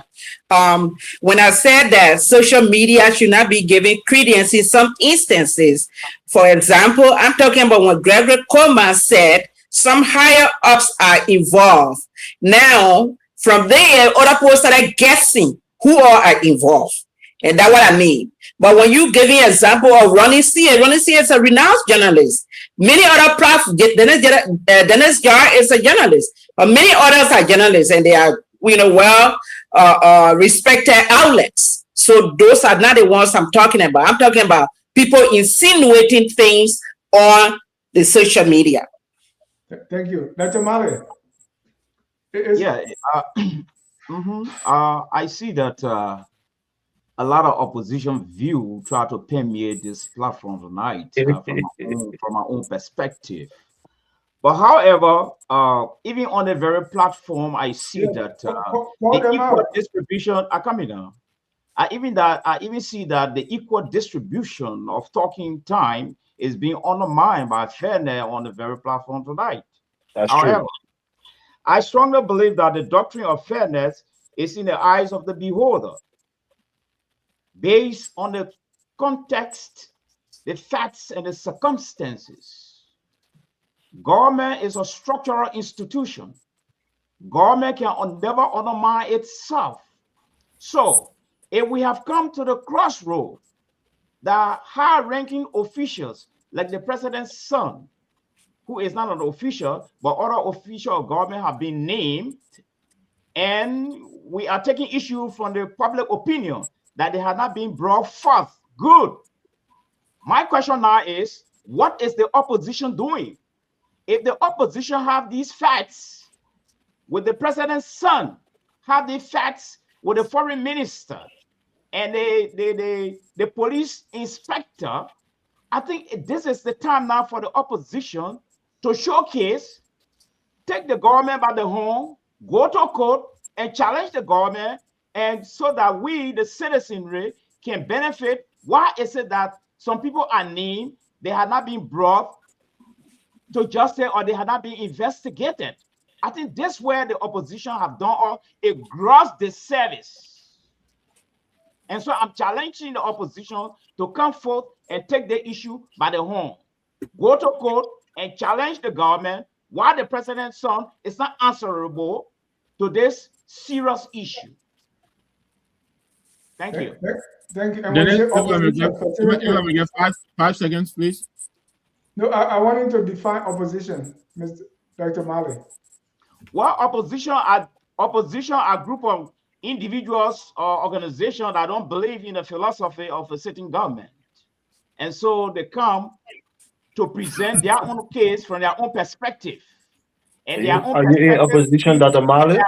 Well, come in now. And their own perspective most of the time can be very subjective rather than objective.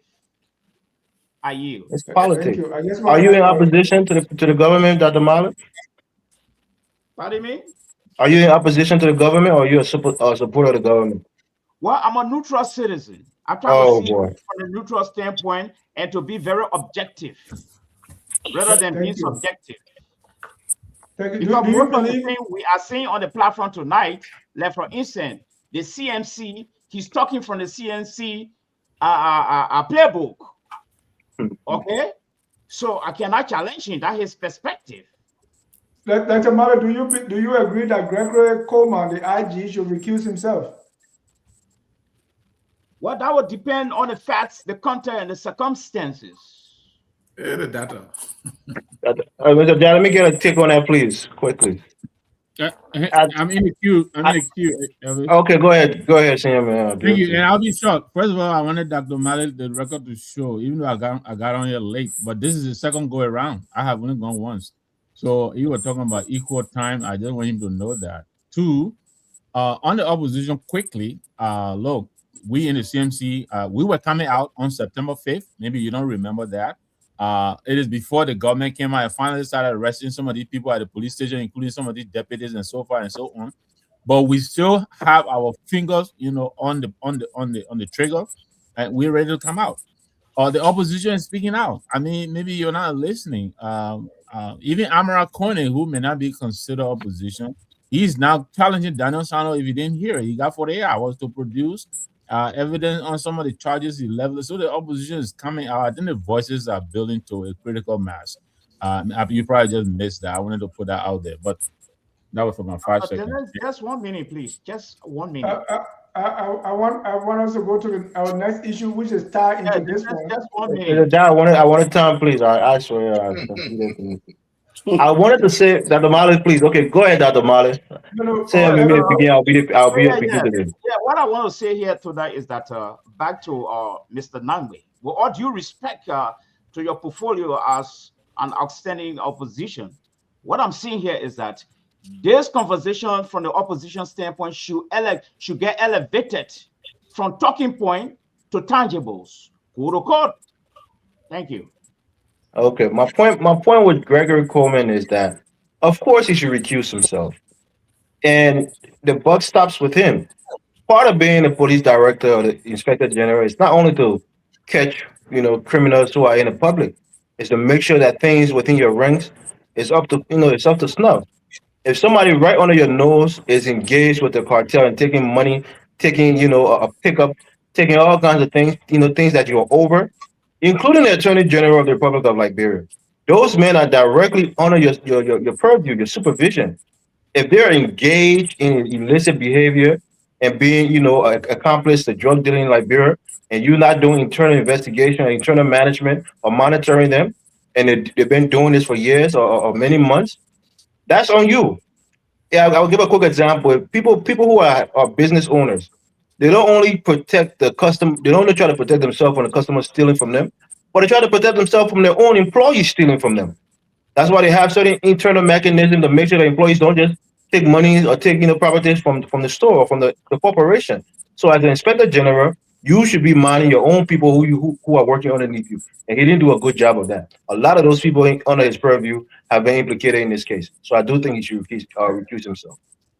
Thank you. Dr. Mala, you got two views here. Just the same fairness. Though Milson said, Dr. Jones, I do appreciate your point and honest view. These guys are all political, not patriotic. And even Mangara said, you're making a side to her. She's laughing so hard. The circumstances, I won't make it loud. The circumstances. Our colleague, who is a big fan of the show, Sam Wallow, said Liberia is lucky to have President Bouaka as president at this time. The president who is determined to meet this critical moment head on and not flinch. Finally, a real president. But two issues which are kind of little related to it. We're talking about drug money here, right? Tiawan Gonglo, Councillor Tiawan said Gonglo is demanding full disclosure on the financing of the 6 million Foya Presidential Center, right? The issue why I brought this, I'm trying to connect it, which I want you to help me, and I will start with you, Dr. Malik. The Foya project, they said there was something to 13 million used, and that was not in the budget line. So people were wondering where the money come from. So the way drugs money is in the country, people are wondering whether there's any connection. But that's not what Councillor Gonglo is saying. Just want a full disclosure or some form of investigation so we'll know the money that built the Foya Center, where did it come from? Dr. Malik, do you think Councillor Gonglo have a point here? No. I think the well-learned legal mind don't have a point here because I've been following him throughout. I notice we are putting up a lot of political showmanship in Liberia rather than addressing issues that will satisfy the citizenry. This time, on the Foya issue, I thought by this time, like our legal mind, well-learned legal mind, Councillor Gongolo, would have taken the government to court with all his facts. I think this is the trend now we need to be taking in Liberia to depart from the showmanship thing. All we have, according to the government, yeah, it's part of it, but we should go beyond that. Let me stop you. Dr. Malik, you say is the government under any obligation to tell us where the money comes from since it was not in the budget? Well, I don't think the government is under obligation. Okay. What? Wow. Thank you. Dr. Malik, is the government answerable to the people or not? Yes, the government is answerable to the people, but the government is not on an obligation on a item agenda like what happening in Foya. What is the difference? What is the difference between being answerable to a particular people and being on an obligation to the people? Is there any difference? Yes, there's a chief difference, very big difference. Okay. Be answerable is by choice. Under obligation, there should be some legal ramification that you are bound. And we have the citizenry have social contract with the government. They can do or cannot do. So yes, they are answerable. I can explain that to you. They are not under force. They are. Forced to it. They are. The Liberian people, through their representation, have the power of the purse. You can't spend their money without their acquiescence through their elected representatives. That's the accountability that the government has for the people. Thank you, Mr. C. Let me come to you, and I'll use both. The Tiawan Gonglo is demanding full disclosure, and then I want to also add, because we talk about justice here, we're talking about fairness later. 3 years later, the late Charloe Musu murder case remains unresolved. There's a group that come out and say they want this, they want a fresh probe. They want to know who killed Charloe Musu. And this also has to do with fairness or justice being blind. So I want to get your take on what Councillor Gonglo is demanding and the call for probe into the death of our little sister Charloe Musu. Thank you, Dennis. Well, Councillor Gonglo has always been on a path of accountability and justice. He has the credibility, he has the track record. Or he acts in a constitutional republic that is answerable to its people because it was elected by the people to be answerable to them, because it is obligated to the people to serve them and answer any and every question, is what Mr. Gonglo is doing. You saw it wise to build a project in Foya called a presidential villa. The way government runs, and I need to educate Dr. Malley here, every penny that is spent by a republic, in our case, the Republic of Liberia, must be appropriated. It must be to the knowledge of the legislature, because the legislature does the appropriation of the budget. That is when and then it becomes legal for the executive branch of government to spend that money. And Dr. Malley is educated enough to know this fact.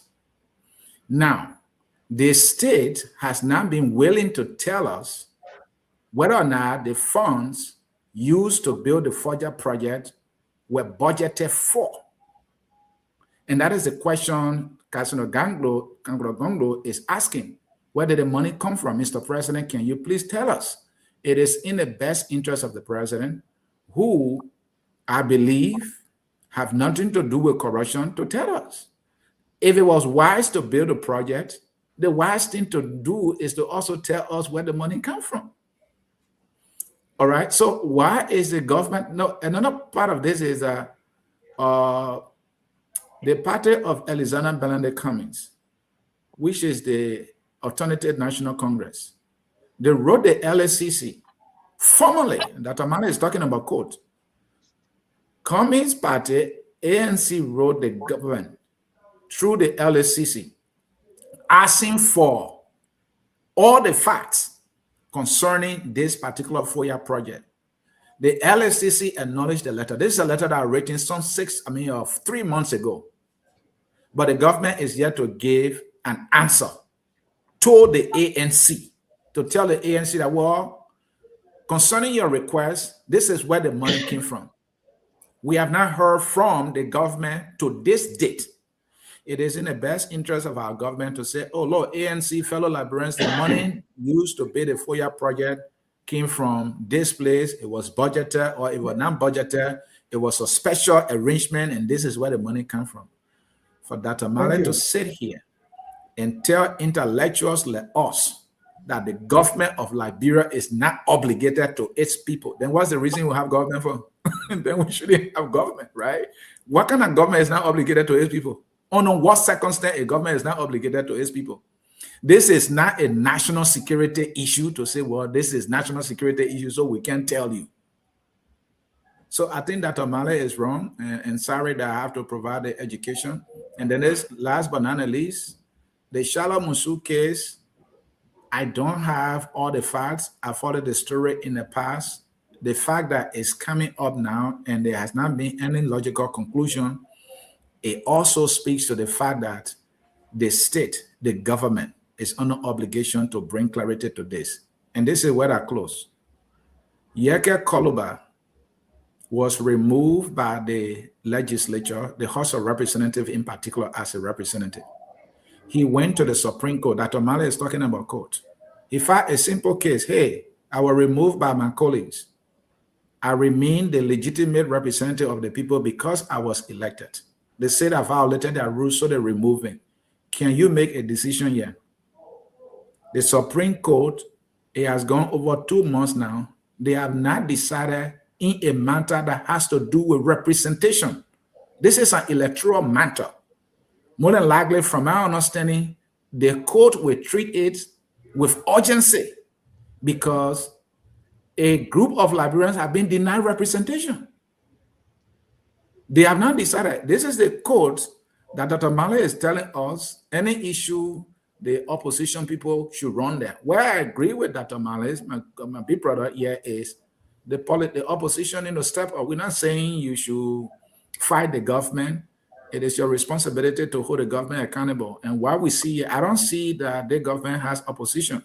And it is in the interest of the Republic for us to have a robust, opposition that is coordinated, that has a leadership, that speak with one voice, so that we can help our government and compare it to serve us. Just as we have a robust media here at Focus on Liberia, and we'll continue to do our work. We will be robust. We will not, President Boga said, no scare cow. And we're not scared here like Dr. Mane will say. Sacred. Huh? Sacred cows. Oh, okay. Thank you for the correction. So there's nothing called scare cow, right? No, it's sacred, meaning that it's something that's special and venerated. So it's sacred to people. They don't touch it. They don't just take it. I appreciate that correction. Sacred, brother. Mr. Jack, Sacred cow. All right. Thank you, guys. Liberian pronunciation. Okay. J. Victor. 1 minute interjection here, please. J. Victor, we talk about the what Tiawon Bongo is calling for, and the call for Charloe Musu, because let me put it in context, right? The former Chief Justice Gloria Mususka was accused, and so when the new government came, she was convicted, Mr. Judge. She wasn't accused. She was convicted.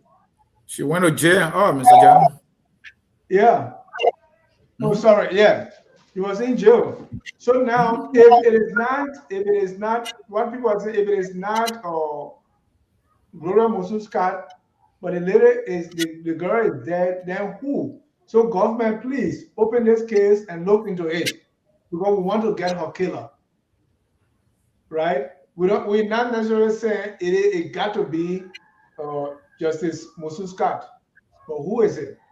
Because her death cannot be in vain. And then Councilor Gonglo is saying, we want to know the Foya project. That's the so what's your take on those two? Well, how much time I got, Dennis? 2 hours. 2 minutes? Okay, I'll give half of that to Tavo. He hasn't spoken in a while, even though I don't like him much. I know why. He's been quiet for a while. You have no choice but to like me. Dr. Pearson already spoke to this, even though Council Gongo is raising, but the ANC has done this. The CMC has also done this with inquiry from the government. The source. No, I haven't spoken to this. I told you, my sources told me that the GMB got to Dennis. No, but what I meant was this Foya project I think you indicated that ANC has actually rated this government to enjoy. Maybe I misheard, but the ANC has already done that. They've rated the government. We have raised concerns. But the reason why this is concerning is, look, we understand the identical thing is going on in Sierra Leone, where this drug kingpin resides, who is suspected to have far reaches in Liberia as well. This Joseph Ladica. We understand he's sponsoring the same conference center in Sierra Leone. This is why we also are very curious as to who is actually paying for this project in Lofa. And I think we deserve to know. We need to know. I agree with Councilor Gongo. I agree with the ANC. I agree with the CMC. The government needs to come forward and explain to us the source of this funding. Two, let me go back to Dr. Jones quickly. We have declared we don't want to politicize the fight against drug. We want to give the government a space, but we won't mount the pressure. You and I know in the Liberia, where have we gone to court here and come out with a verdict? Ponadikova, what did we get? Julie Andy, what did we get? Removal of 10 official, what did we get? Are we going to waste our time here? Say we're going to court? Yeah, maybe that's another option, but we have refused to exercise that option. I give him 1 minute to towel, Mr. Dennis. No, why you give me 1 minute? My 1 minute, in addition to whatever you would have had. If you want to let me go back. 2 minutes at 3. But look, I get him, man, my time. He's still. Well, who's saying to me next anyway? I was next. Well, look, let me say this, Dennis. Yes, we need to know when the government spend the country's money, the money don't belong to the government. And if the government or officials in government are undertaking projects and their cartel in the country that require for money, invisible money to move around, and if the president's son, who is also a Foya boy, he's connected to this stuff, or his name was mentioned, and all these projects are taking place, or even the president's own house. Yes. Because you see, there's a problem. This is what I'm not political, because when George Weah came to power in 6 months, nobody knew where the money came from when he built all those places over there in front of Baptist Seminary. And so this is the problem. Nobody wants for them to question anything else when they're under people in power. And this is the issue. This is where Liberia is. So no, the president, even now, more than before now, there should actually be pressure where that money came from. Because here now we have all the drugs in the country. There are all kinds of money being thrown around. And who financed that, where the money came from?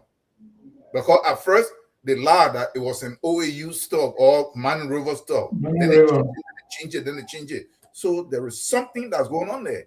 And we can actually say, is this drug money? And then the question can be, who financed your election? Where did the money come from? So it can go that far. So if the president, but look, none of the government in Liberia were really designed to work. They will not work. The guys, y'all keep saying that they don't work for us, they don't work for the Liberian, for the government. But look, to the Charloe Musu case, to my sister Alice, you see what I was saying here? Look at how quickly Judge reacted with all the other crimes that were going on. Koji was everywhere where somebody was getting chopped up. Anytime there was somewhere where somebody got chopped up and they got killed or they got injured, Jefferson Koji were always there. They did not arrest him. But the moment there was something about Gloria Musu Scott because of her connection to UP and Boaka, quick. I'm not saying whether she did it or not. She was convicted and locked up. It's not a gender stuff. This problem that we have, until we find a way to deal with it, we are split up into group gangs, into camps, political so-called party camps. And that is why we can't make any progress. What happened? I didn't see any appeal. I didn't see retrial. The moment Joseph Boakai came to power, the lady is out. She's serving on some board. This is what we have going on in the country. So this is why we can't get anywhere. Dr. Mali, I agreed with him to some extent on.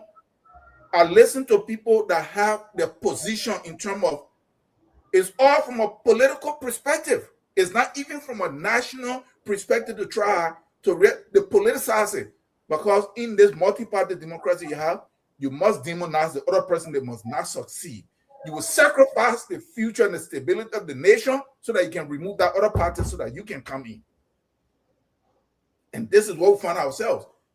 When look, you know what made the progressive movement so powerful? Because you were not split up into all these groups. It was the government not allowing people to be able to progress politically and to be able to elevate themselves versus the people. It was two forces. Everybody seeking one intention. They wanted to be better.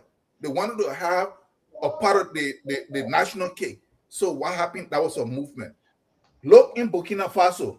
Look in Mali. Those. I'm not saying what the government are correct or whatever, but the removal of people that compare. The people crossed all political. There was no political stuff. They rose up in Mali. The young people and older people that rose up. They say France is the one that is bringing this here. The government have failed. There was no the one is the one. Look in Ethiopia when the TPLF was coming in, sponsored by the West in major areas because that was their guy for 40 years. Honor Hajjestu Haile Mariam, and they were trying to overthrow Abiy. And the US here that are not part of RCC was demanding that Abiy should step down. All the people in Ethiopia came together as one group all across the world, went to the US embassy, everywhere to British embassy. They demonstrated that no, our country cannot be torn apart. What happened? It disarmed them.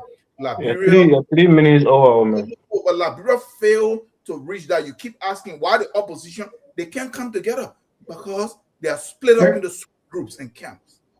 One group move, you don't have enough push. Because the other group thank you, sir. Where we are. How do we we need to cross this so that we can work together as a group for us to move our country forward. Thank you, Mr. Dr. Pearson. We are talking about Councillor Gonglo and Charloe Musu. And this is linked to accountability and security and transparency. Yeah, yes, Dennis. Look, I agree with everything that Mr. Nangwedi Progressive said. I think it's in President Bwakai's best interest if the LACC can respond to Mr. Cummins' request to have that project review and probably investigated, and the public should be made aware of the findings as to how that property was funded, where the money came from. Was there a competitive process in bidding for the contract? Who has the contracts? And so far so good. How much money is in there to just clear the air? Because the thing here is that you cannot come to power on the ambient of transparency, fairness, and accountability and be hiding stuff and be doing dubious stuff. That project is nowhere accounted for within the national budget. That project is not accounted for under any of the presidential projects, exclusive projects. That project is not accounted for under Ministry of Public Works. So then where did the money come from? It's not a private project either. The president made that clear to us. He didn't know where the money came from. He didn't know what the project was. Or then he just saw it. So he said development had to happen and he embraced it. Well, I would like to see development. I think Lofa needs to be developed. I think any other rural counties must see development, even down to Pribu. I want to see development there. Harper City is broken down, tear down. I want to see development there. But it should be with transparency, right? On the Charloe Musu stuff, I feel very strongly a sense of big disappointment within the Bwakai's administration. If I recall, the removal of cabinet was one of the agenda under the Bwakai's campaign in opposition, that he was mistreated and wrongly removed. President Bwakai had the opportunity to reappoint him after he came to power. He didn't do that. He failed to do that. So everything else he said was a vla from the omen, right? Then it comes down to the Glorious former Chief Justice Gloria Musu's card, right? Linked to me one way or the other because of our background, but it goes to say what good for for John is good for Paul. Now, President Bwakai was on record critically condemning that they had the facts as to who committed that murder. It was not Madame Musu Scott, right? It was not Justice Scott. He went as far as going to the court. He went as far as going to the prison. He had the opportunity now to go and have facts in court. His Solicitor General, after he won elections, went to the court on appeal, and he did not represent the case in a way that the case would have been sustained. So it ended up with Musu walking out free. Now, I don't fault anyone going to court through the due process and come out free. The law is the law. But then if they have facts before they got to power that Jefferson Koji was the one responsible for the death of Charloe Musu, then why holding them back from prosecuting Jefferson Koji after they have taken power? You know? And so for me, it's a problem. It's a problem because these dishonest state leadership must be stopped. And I think that's why we need someone with integrity like Gonglo, someone with integrity like Mr. Cummings to be the ones that will be speaking on these kind of issues. And anyone who feels the government is not accountable to the people, then something is fundamentally wrong. Because government is by the people and for the people. And if the people have no pleasure in the government's function, they have the right to ask them to be removed. By our dictators and our authoritarian form of leadership we got in the country, they will beat us down in the dirt. They will run down our students. They will tear gas them and they beat them into submission. And then somebody said, "Why the opposition not us?" The opposition is not us because the Human Rights Watch report that just was published in Liberia with our Independent Human Rights Commission said that our government is repressive, suppressive, right? So there's no political freedom in the country right now under President Joseph Boyka. We are now going back to the dark days of the PRC regime, right? So I don't see why we should be allowing President Boyka to do these things. I think one day when our cup is full, some of us will be in our teacher and say enough is enough, and we'll be in Liberia on the streets. Probably they will put us in sub beat, but we'll come back outside, we'll come our hands up like Madam Ellen Jones said this day, and maybe they'll make us president too. So that's the way that we can solve our problem in our country. I always like Dr. Mali to come after Dr. Pearson. Oh, Dr. Mali, you spoke to this. You said Tiawan Gonglo is not. Yeah, he disappeared. I think my turn to go. You just. Yeah, let Alice go before you because you're always giving your time to other people. What? Alice, Councilor Gonglo and Charloe Musu, what's your take? Well, I think he is right. You know, I do not support innocent people going to jail. So if the UP government knows that Councillor Scott was sent to jail unfairly, was convicted unfairly, I think there's a need, there is a process. Reopen the case, go through the whole thing, and exonerate her. But to just let her walk out of jail and with nobody, with nobody accountable for the crime is something that is shocking. The whole investigation needs to be established so that the real doer of the act will be identified. So we can't just shove everything under the rug. If she's not guilty, okay, I understand. Maybe opposition was in power at the time, but now that her own government is in power, we want fair play. Open a case, go through the case, look at all the witnesses, look at the evidence, and then those who are responsible for the death of the young girl will be brought to justice. We can't just leave everything like this. So I think Councilor Gonglo is right. He's on the right track, and I hope people will pay attention to that. Thank you. Mr. Morris. All right. On the first issue, I think it's based. Somebody got to mute. It's a lot of sound background noise, please. It's based on the appearance of impropriety when it comes to this government, blatantly lying to the Liberian people through the Ministry of Information. Donald Sando came out and put his foot in his mouth, said that it was an MOU, thing. The president said he didn't know who started it. The rumors came out that it was a late, presidential minister of presidential affairs that started it. It was just clouded in mystery, So the Liberian people then started to attach something nefarious to the funding and the intention of that project.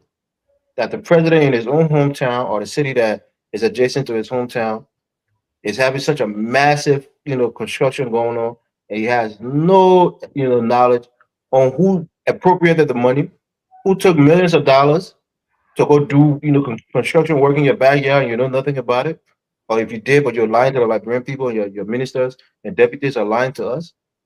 It was suspicious. That's any reasonable person would be suspicious of that. The second thing, I'm a little disappointed in Councilor Gongo, unless you guys didn't fully disclose, because I think as a legal man, he knows that he has a legal remedy, which is the Freedom of Information Act. That's a legal tool that you can use to compel the government to disclose information. So did he not file a Freedom of Information Act against the government? Did he just write a letter? Because again, like Dr. Mali was saying, by although the government should respond to you, but they're not legally compelled to respond to you if they don't have to. But if you use the legal remedy that you have by filing a Freedom of Information Act, they're compelled to legally respond to you. So I would think he would have gone through that, that medium to make sure that he get a response from the government to give him the information that he's requesting. If this thing wasn't funded by the Liberian people, who funded it? Because when you say funded by the Liberian people, it has to be in the budget, like Mr. Sia was saying. That's our money. That's the money that we, by the acquiescence of our elected representative, we give the government, the ability to spend that money on our behalf and for our benefit. So if you use $6 million allegedly without our acquiescence, or it didn't come from us, who did it come from? That's why the Freedom of Information Act is very important. We use it in the United States, and they should use it in Liberia. The learned legal minds should use it to their advantage. But lastly, I will use a meme. It's like a meme, but it was a real thing that happened with the former president of Nigeria, his wife, Patience Jonathan. She has a famous meme. Maybe you all seen it on Facebook. She said, "Will you keep quiet?" Well, you don't know the content. You think she's telling somebody to shut up or to be quiet. But what she's saying is that when those Chibok girls was kidnapping in Nigeria, all the girl bring back our girls. She was saying it looked like the mother was in collusion with, was colluding with those people because they were quiet. As an African mother, if your child is kidnapped, you will be rolling on the ground, you'll be crying, you'll do everything in your power to bring justice for your child. But those mothers were really quiet. So the point here is I'm using that to say, why is our former Chief Justice so quiet? She's sitting on a luxurious and lucrative position in Liberia as a legal mind, legal expert, one of the supreme and top legal minds in our country. She's not making a case to bring justice for her daughter or her niece. And somebody else have to ask about why isn't this young lady's death being brought to justice? And the woman who was supposed to be her mother, who raised her, who you would think loved her very much, is not crying and doing everything, but she's pretty much keeping quiet. So that's what's baffling to me, because if your daughter or your niece, your nephew was murdered in your own home, you won't rest, you won't go take a job and keep quiet about it. You'll want that justice to be, to be had on her behalf. So that's suspicious to me also.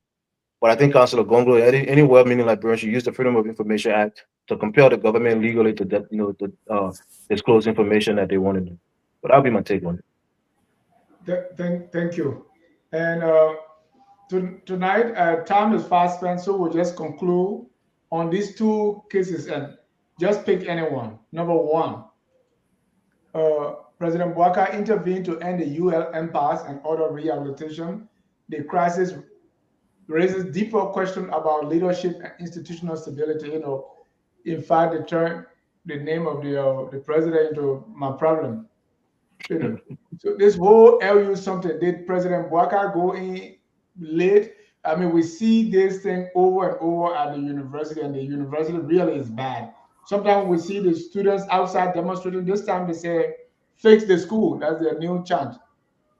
I mean, I saw the Fender bathroom, and it's like, are these being used by human beings? I mean, even in 1980 or 1979, do you expect people to go to school and go in the bush to ease themselves? I mean, why do we have this thing over and over? LU is falling apart, and what can be done? So that's number one. Number two, Liberia agreed to accept 1,200 deportees or foreigners from the United States. The first batch arrived. What do you think about this too, man? Let me start with Dr. Pearson on those two issues. And this is our final issue. No conclusion. You just use 1 minute 30 seconds to address all two issues. I think with the deportee stuff, quite frankly, Liberia has been a humanitarian country for a long time. We've been very hospitable to our neighbors. And I mentioned this before when this topic first came up sometimes earlier this year. And I stay to that. I think that's one of the excuses we can give. But if you put that aside, I think it just shows how weak Liberia is. I saw a video from, I think, Nigeria, a news clip where they were laughing at us and making mockery of Liberia.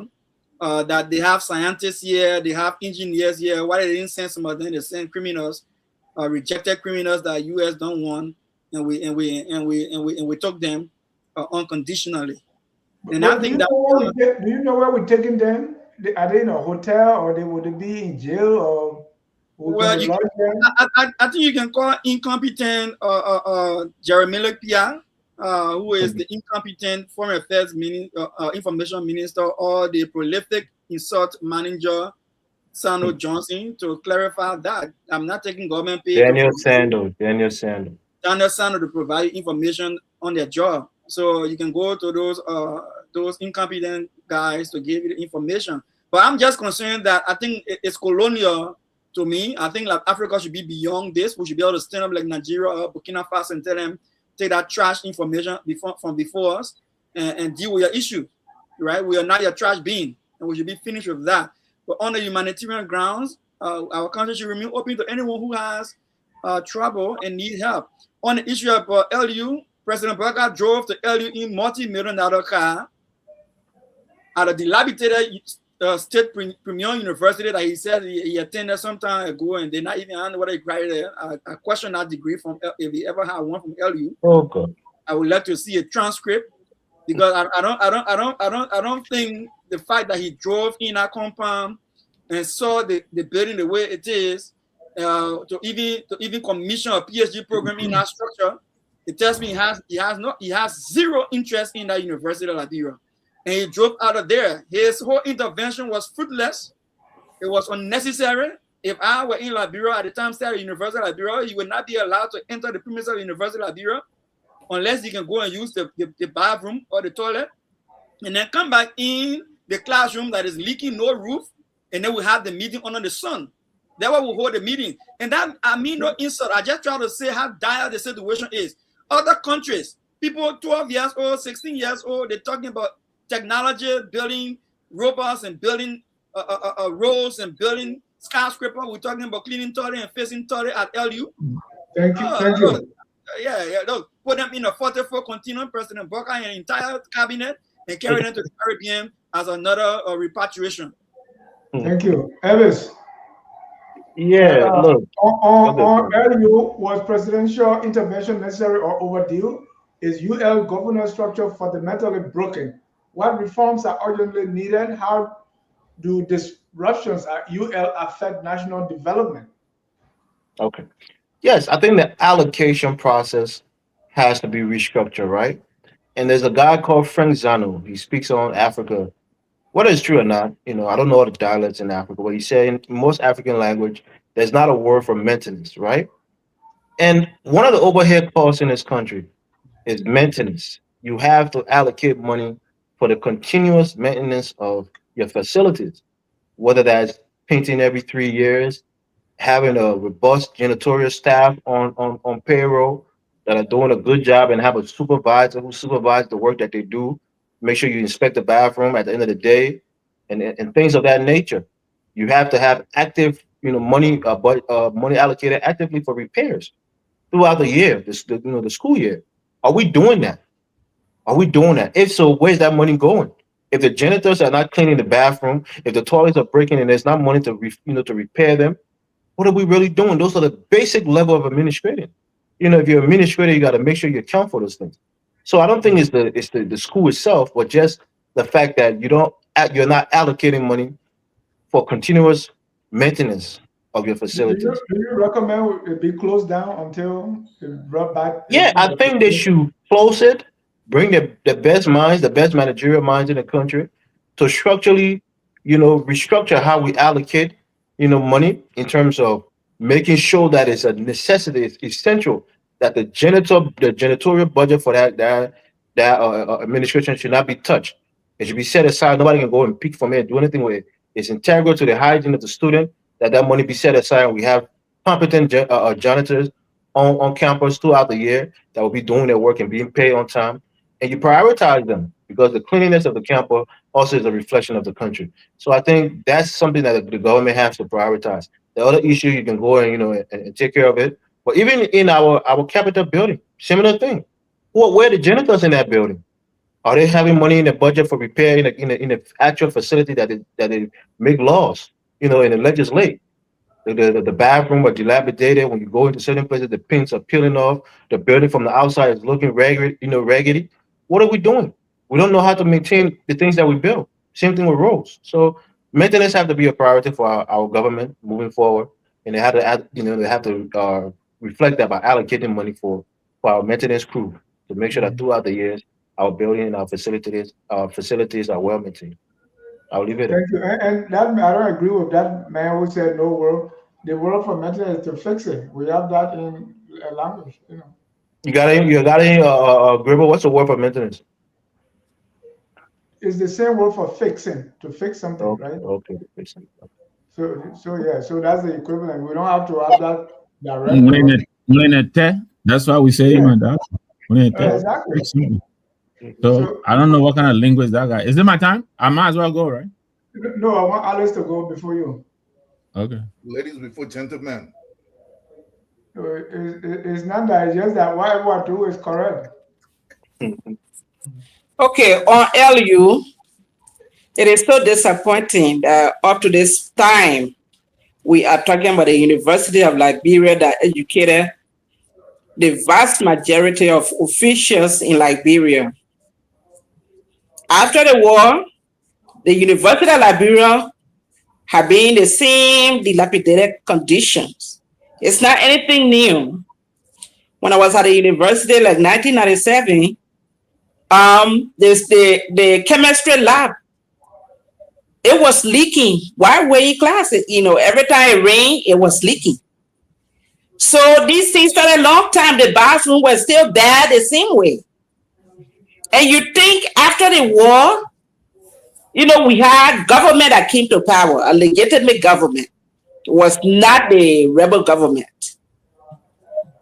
And still things have not changed. So sometimes I'm wondering whether it is all political. Is it something like people paying back, or trying to suppress the university or those that attend the University of Liberia? I don't understand. There is absolutely no reason why the University of Liberia will continue to face this kind of dilemma in the country.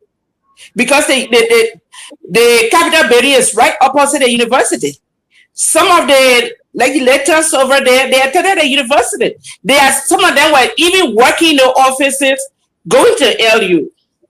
And to think that the speaker is still teaching there. Right, some of them are teaching, some of them were students, and still they go on campus and the university is right on the main road. Nobody is embarrassed that the nation's highest university is looking like this. So I think one of the reasons things continue to happen like this because a lot of government officials got private universities. They want students to leave the universities and go to private universities so that they make more money while the university that cater to poor people is ruined.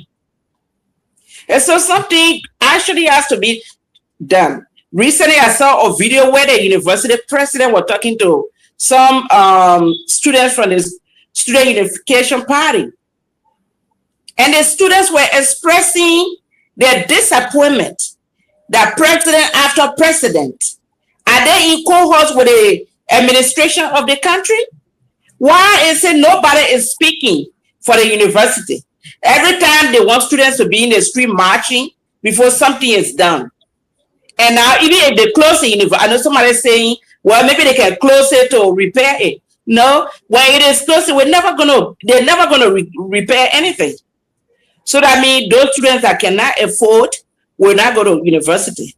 That's why we end up being. So while it is still open, people need to prevail on the central government to do something about the university, because everybody cannot go to private university. And On the deportees. on the deportees, I think, when you look at the situation in Liberia, where according to public record that people are living on $1.50 a day for food, and you taking the amount of deportees from the university, from the United States that have lived or experienced good lives, and taking them to the country that they have never been. So why would the government even accept that? I know Liberia is a humanitarian, but if somebody want to seek asylum and they go willingly, that's different. Somebody who is yanked out of the university, out of the United States, and you agree to accept them, instead of saying, well, take that person to their home country. Maybe they got other family members that will do something. Where are they going to stay? Who's going to feed them when everybody is looking for food to eat? The people there, they don't have jobs. How are you going to absorb people of this magnitude, 1,200? How are you going to find jobs for them? So, it's kind of mind-boggling when most of the people in Liberia don't have jobs.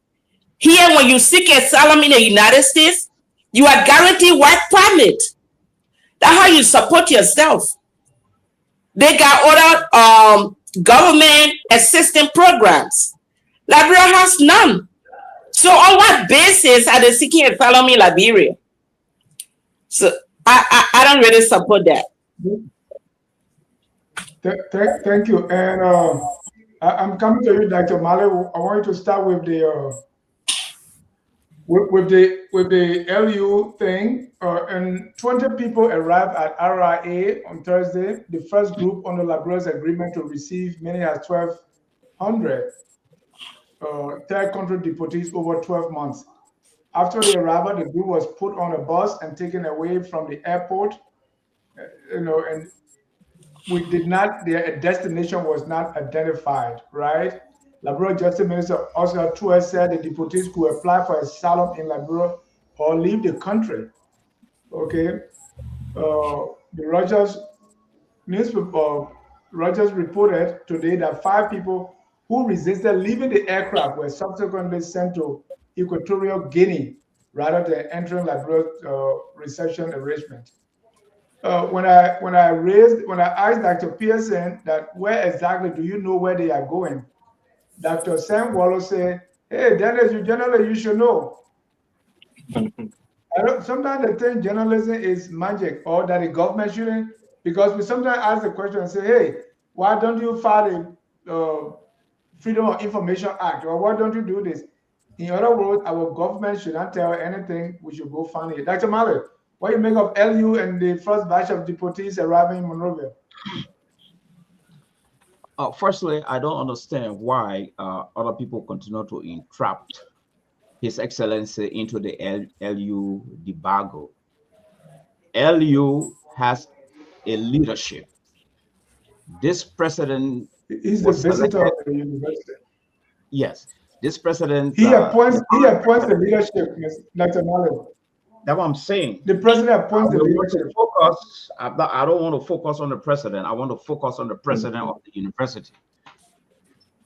Yeah. Because the issue of the university now lies squarely on the shoulder of the president of the university. The question now is, what are the blueprints the president brought to the university? What is the innovation? What is that plan of action that's supposed to elevate the university to a different level? I have not seen that. All right. Everything that is being said about the university right now, according to other panelists, these are reoccurring things. These have been happening from time immemorial.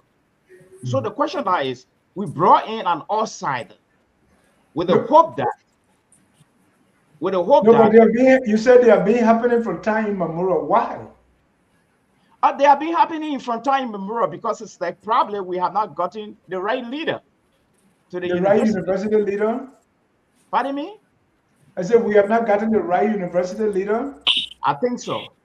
But why the successive president continue to appoint the wrong university leader? If you ask, What? That's a leadership issue. It requires research, because don't also forget the president of the university is appointed by the president. Okay, so I don't know whether it's a political portfolio, but I think it should be non-political.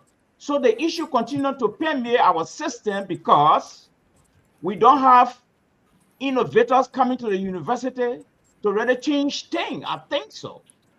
But if the buck cannot be based squarely on the shoulder of the president of the Republic of Liberia, I disagree to that. Because then that means we try to politicize the crisis at the university. We have an administrator there.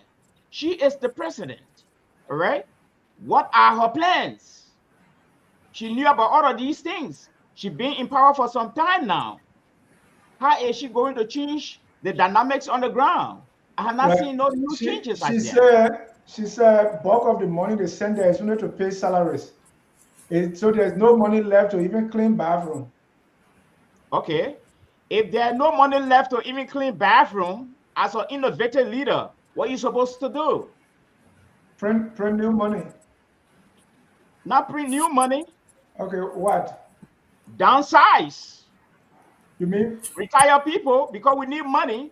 You have to downsize the administration. It's not her place to, I think they have like 8 vice presidents. So, but it's not her place to, she herself was appointed along with those 8 vice presidents.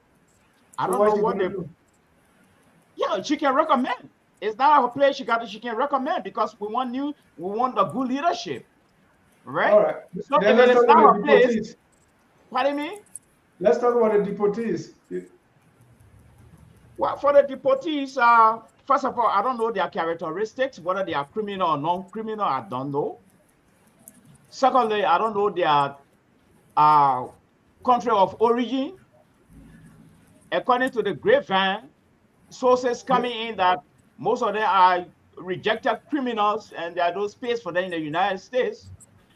And I think this is part of the terror syndrome, where we have to accept these people for money. And I overheard one of the panelists saying that this is going to have a burden on us. No, according to the information minister, said the burden of financing these people and servicing them is with the United States government. So I don't think there's a problem there. The problem there is if this thing is not managed properly, and if we agree that the allegation that some of these guys are criminal, they find themselves into the system, then we'll be in a big trouble, and a very big one too. Thank you.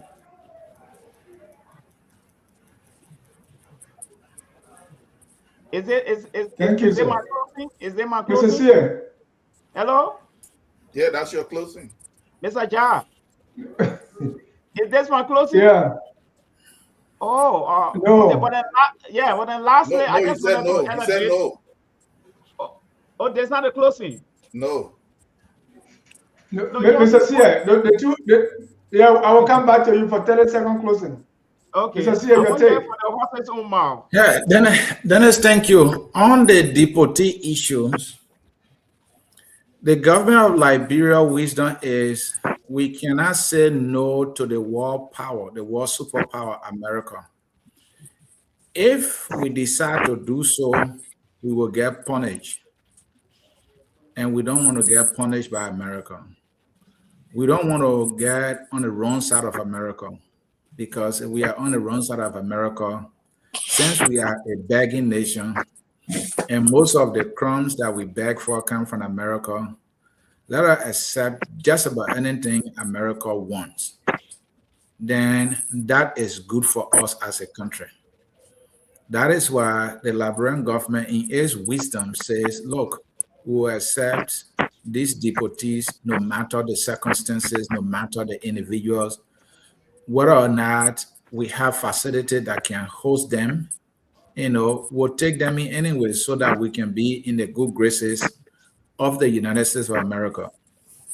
I disagree with that. I think the government decision is not wise to accept 1,200 people in our country when we don't even have the facility where these people can be kept. We don't have that. We don't even have a good facility for our own university. And there were our transition. We don't have a good facility for the University of Liberia. And now we are accepting 1,200 people from America, people who are used to quality of life and good facilities. We are accepting them because America wants us to do so. The University of Liberia issue, the president of the Republic of Liberia, President Joseph Yimambwaka, went back to the missionary mentality. Once that person is white, we'll have good leadership. But what we have come to find out, not because she's white, she's going to perform magic.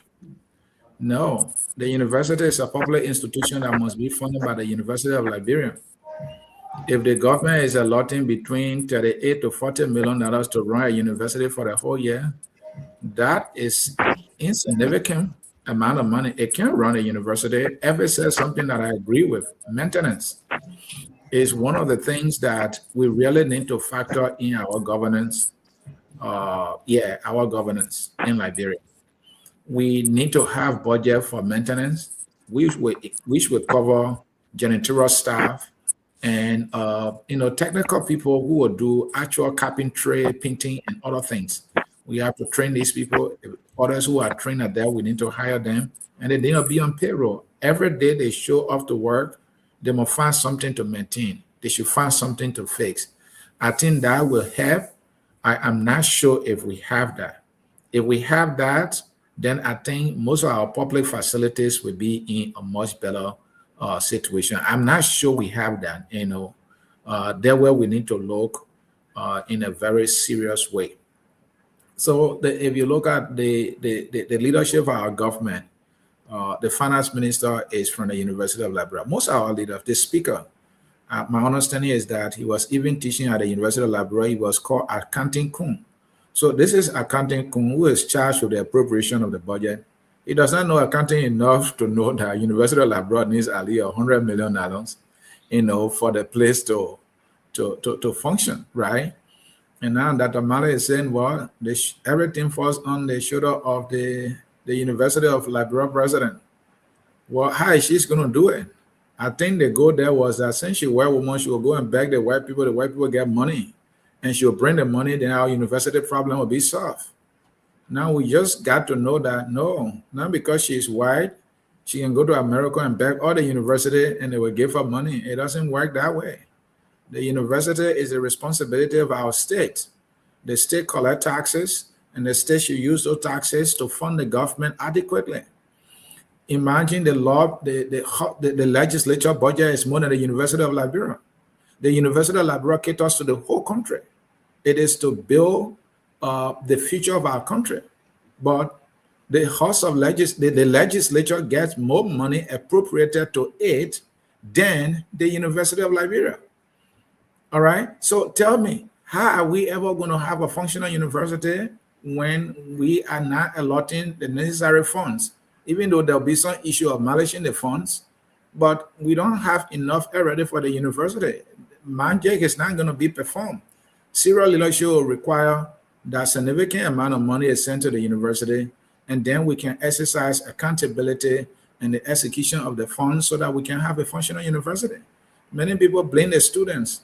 I mean, I feel sorry for the young people who are hopeful, who want to live in a country. I mean, they go to school, they have leaking roofs, chalkboards are cracked up. Our sisters don't have bathrooms. And this is not a story of this year. It's a story of since the war ended since 2006. This is 2026. This is 20 years in the making. We don't have a functional and befitting university.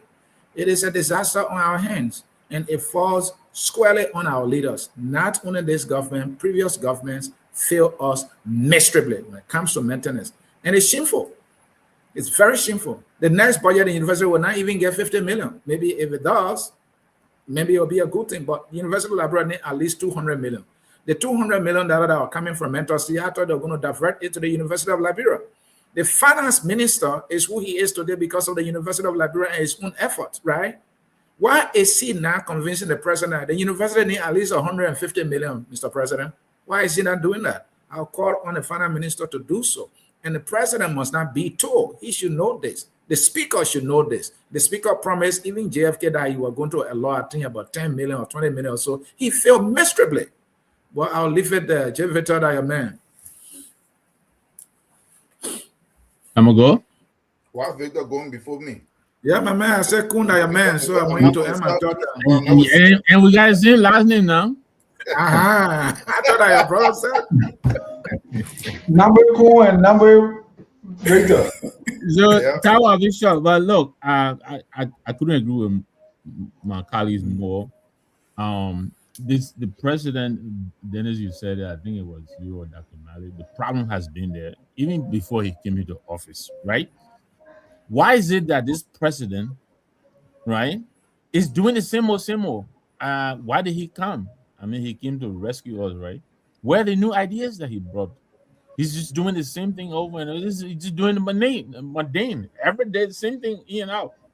And what is with this messianic intervention? You know, this crisis has been on. When this woman came on, the crisis was already there. That's why she came in. But ever since she came, same thing. We have 1.3 billion dollar budget. How much is in there for education? What is there for the University Library? We thought this president would take the scalpel to this budget. That is what we were looking for. That is what we're looking for. 1.3 billion dollars, over 900 million going to recurring expenditure. Jolly, you know, generator fuel, scratch cards, right? Or charter flights. That's what the majority of the budget is going to. You know, then he can't go intervene into the university crisis. He's been there almost 3 years. Intervention. That intervention would be running the government on. Where is the vision? Where is the vision? What is your budget tells us what your vision is? What is this president's vision? Recurrent expenditure. That's his vision. Because that's where the bulk of the money goes. That's where the bulk of the money goes. The car he drove to the university campus, I think it was Dr. President who said that, multi-million-dollar car. The people have a $500,000 problem, you drive a $1 million car, and then you go there, you go intervene. What a joke. What a joke. This guy has been in government for over 4 decades. What is the idea he came with into this government? I don't know. But coming to the detainees, right? Look, this government, again, because of the same thing we're talking about, no vision, no way to find money to run the government. They're spending the money before it even comes into the budget. You know, they're always recasting the budget, right? You know, the credit into the next budget. Before it comes in, they're already going into it, right? Now we're cool. You know, you got a girlfriend every borough, right? That I've been laughing. You know, now we're cool. Got a girlfriend in Logan Town. You got a girlfriend in Point 4. You got a girlfriend in Gibraltar. You got a girlfriend in Corway. You got a girlfriend in Nuclear Town, right? So you got to spend the money. These people, imagine, Dennis, your own government is data mining your information. Just let somebody go and hack Macy's. They took all of our health information and give it to the U.S. government. Why? Because they wanted peanuts, right? I think $24 million, whatever it is. The whole country's health records.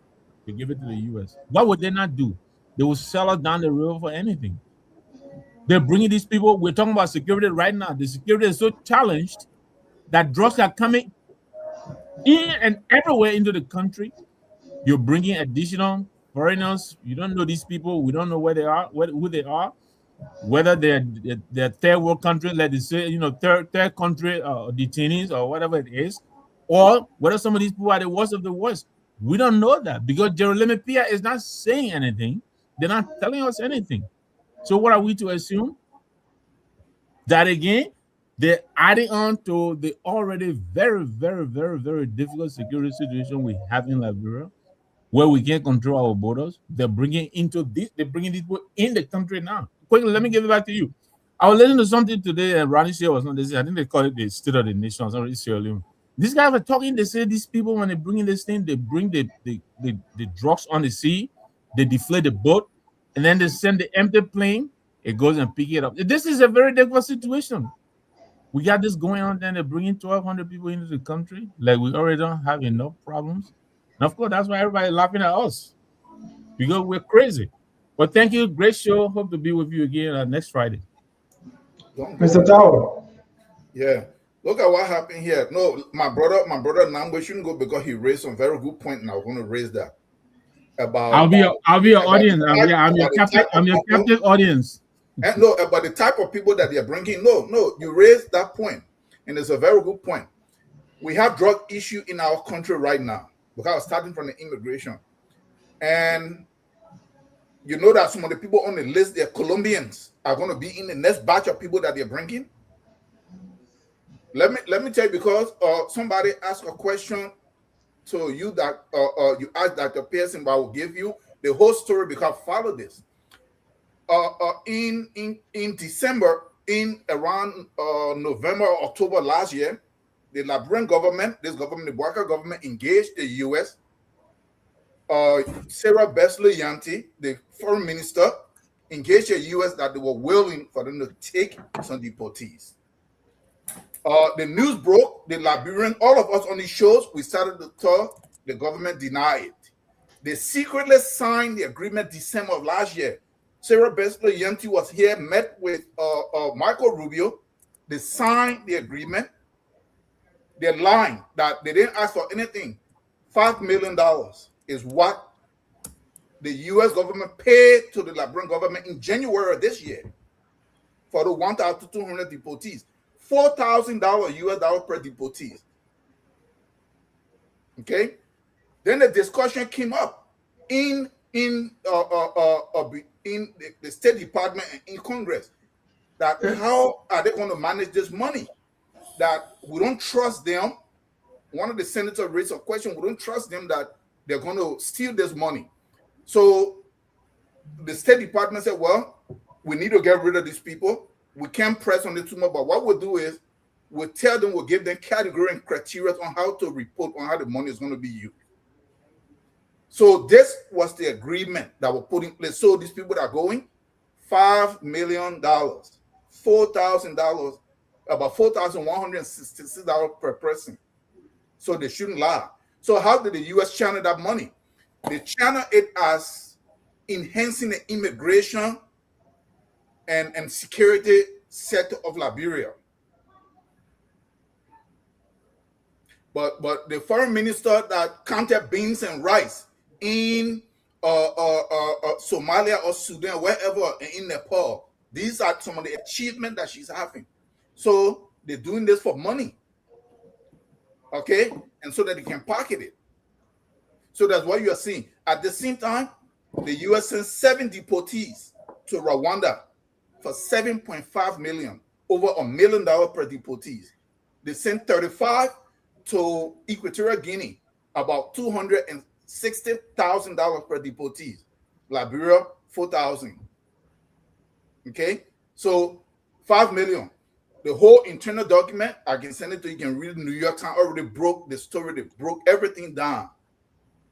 So that is the whole deportee. So they didn't take no humanitarian ground. They lied.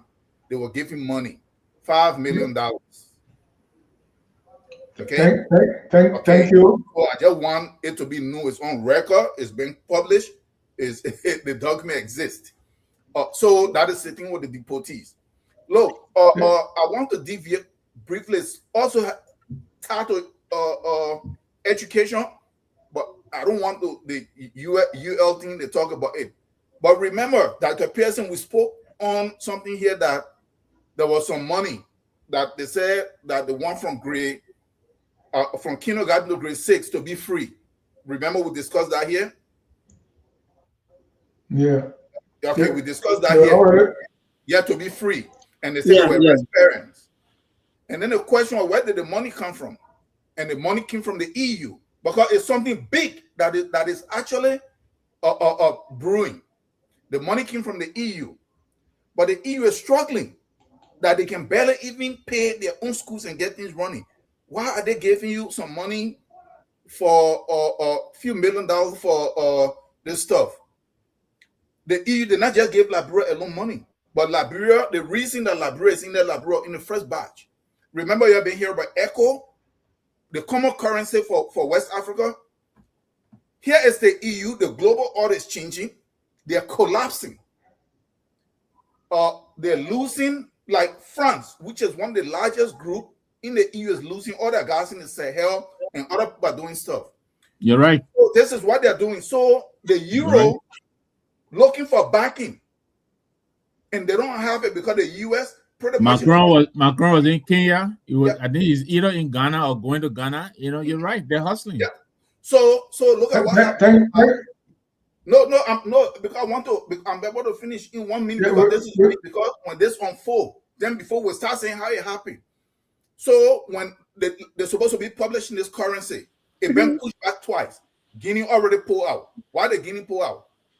If you look at the document that they wrote, that the ECHO will be paired to the CFA. France is pushing this aggressively so that they can rescue themselves. But the CFA, France don't use it anymore. But it's the euro. So indirectly, it's going to be pegged to the euro. Guinea look at it and say, heck no, Sékou Touré did not fight for us to turn our monetary sovereignty over to France with the EU. So they chose Liberia, Nigeria, I think not Sierra Leone, but 3 more other countries that they would do the pilot program for them to agree. That is how that money came back. So Liberia was dragging our feet, and that is how that money came in. So other African countries are not pulling out. That no, if we are going to do the ECHO, it can be pegged to anything. We should create between the central banks, let it be backed by our own resources. And that is why you see the European, especially France, crisscrossing West Africa, trying to use our resources to back the EU through France. Thank you. On that note, we're going to close for the night. I want to thank all of you. Time is fast spent. We don't want to go spoon tonight. So I want to thank you all for coming. I want to also thank our viewers. Always focus on Liberia, where we strive to create and thank all the viewers except Wallow. Thank all the viewers except Wallow. Yeah, Wallow everything, man. Man, Wallow MOU is not working, man. The man get me strength again. The MOU is not working. He said we should thank God for President Boga. I said he reminded me of the Nigerian actor who said he touched his car and he was able to drive 2 months without fuel, no fuel. And I was still... So, Dr. Sam Wallow, we thank God that President Boga is able to drive the car without fuel for 2 months. On that note, we want to close, and thank you all for coming. And we're going to play our song that says, "We are all Liberians." Have a good night. We are Liberians. Liberia is our home. Liberian people.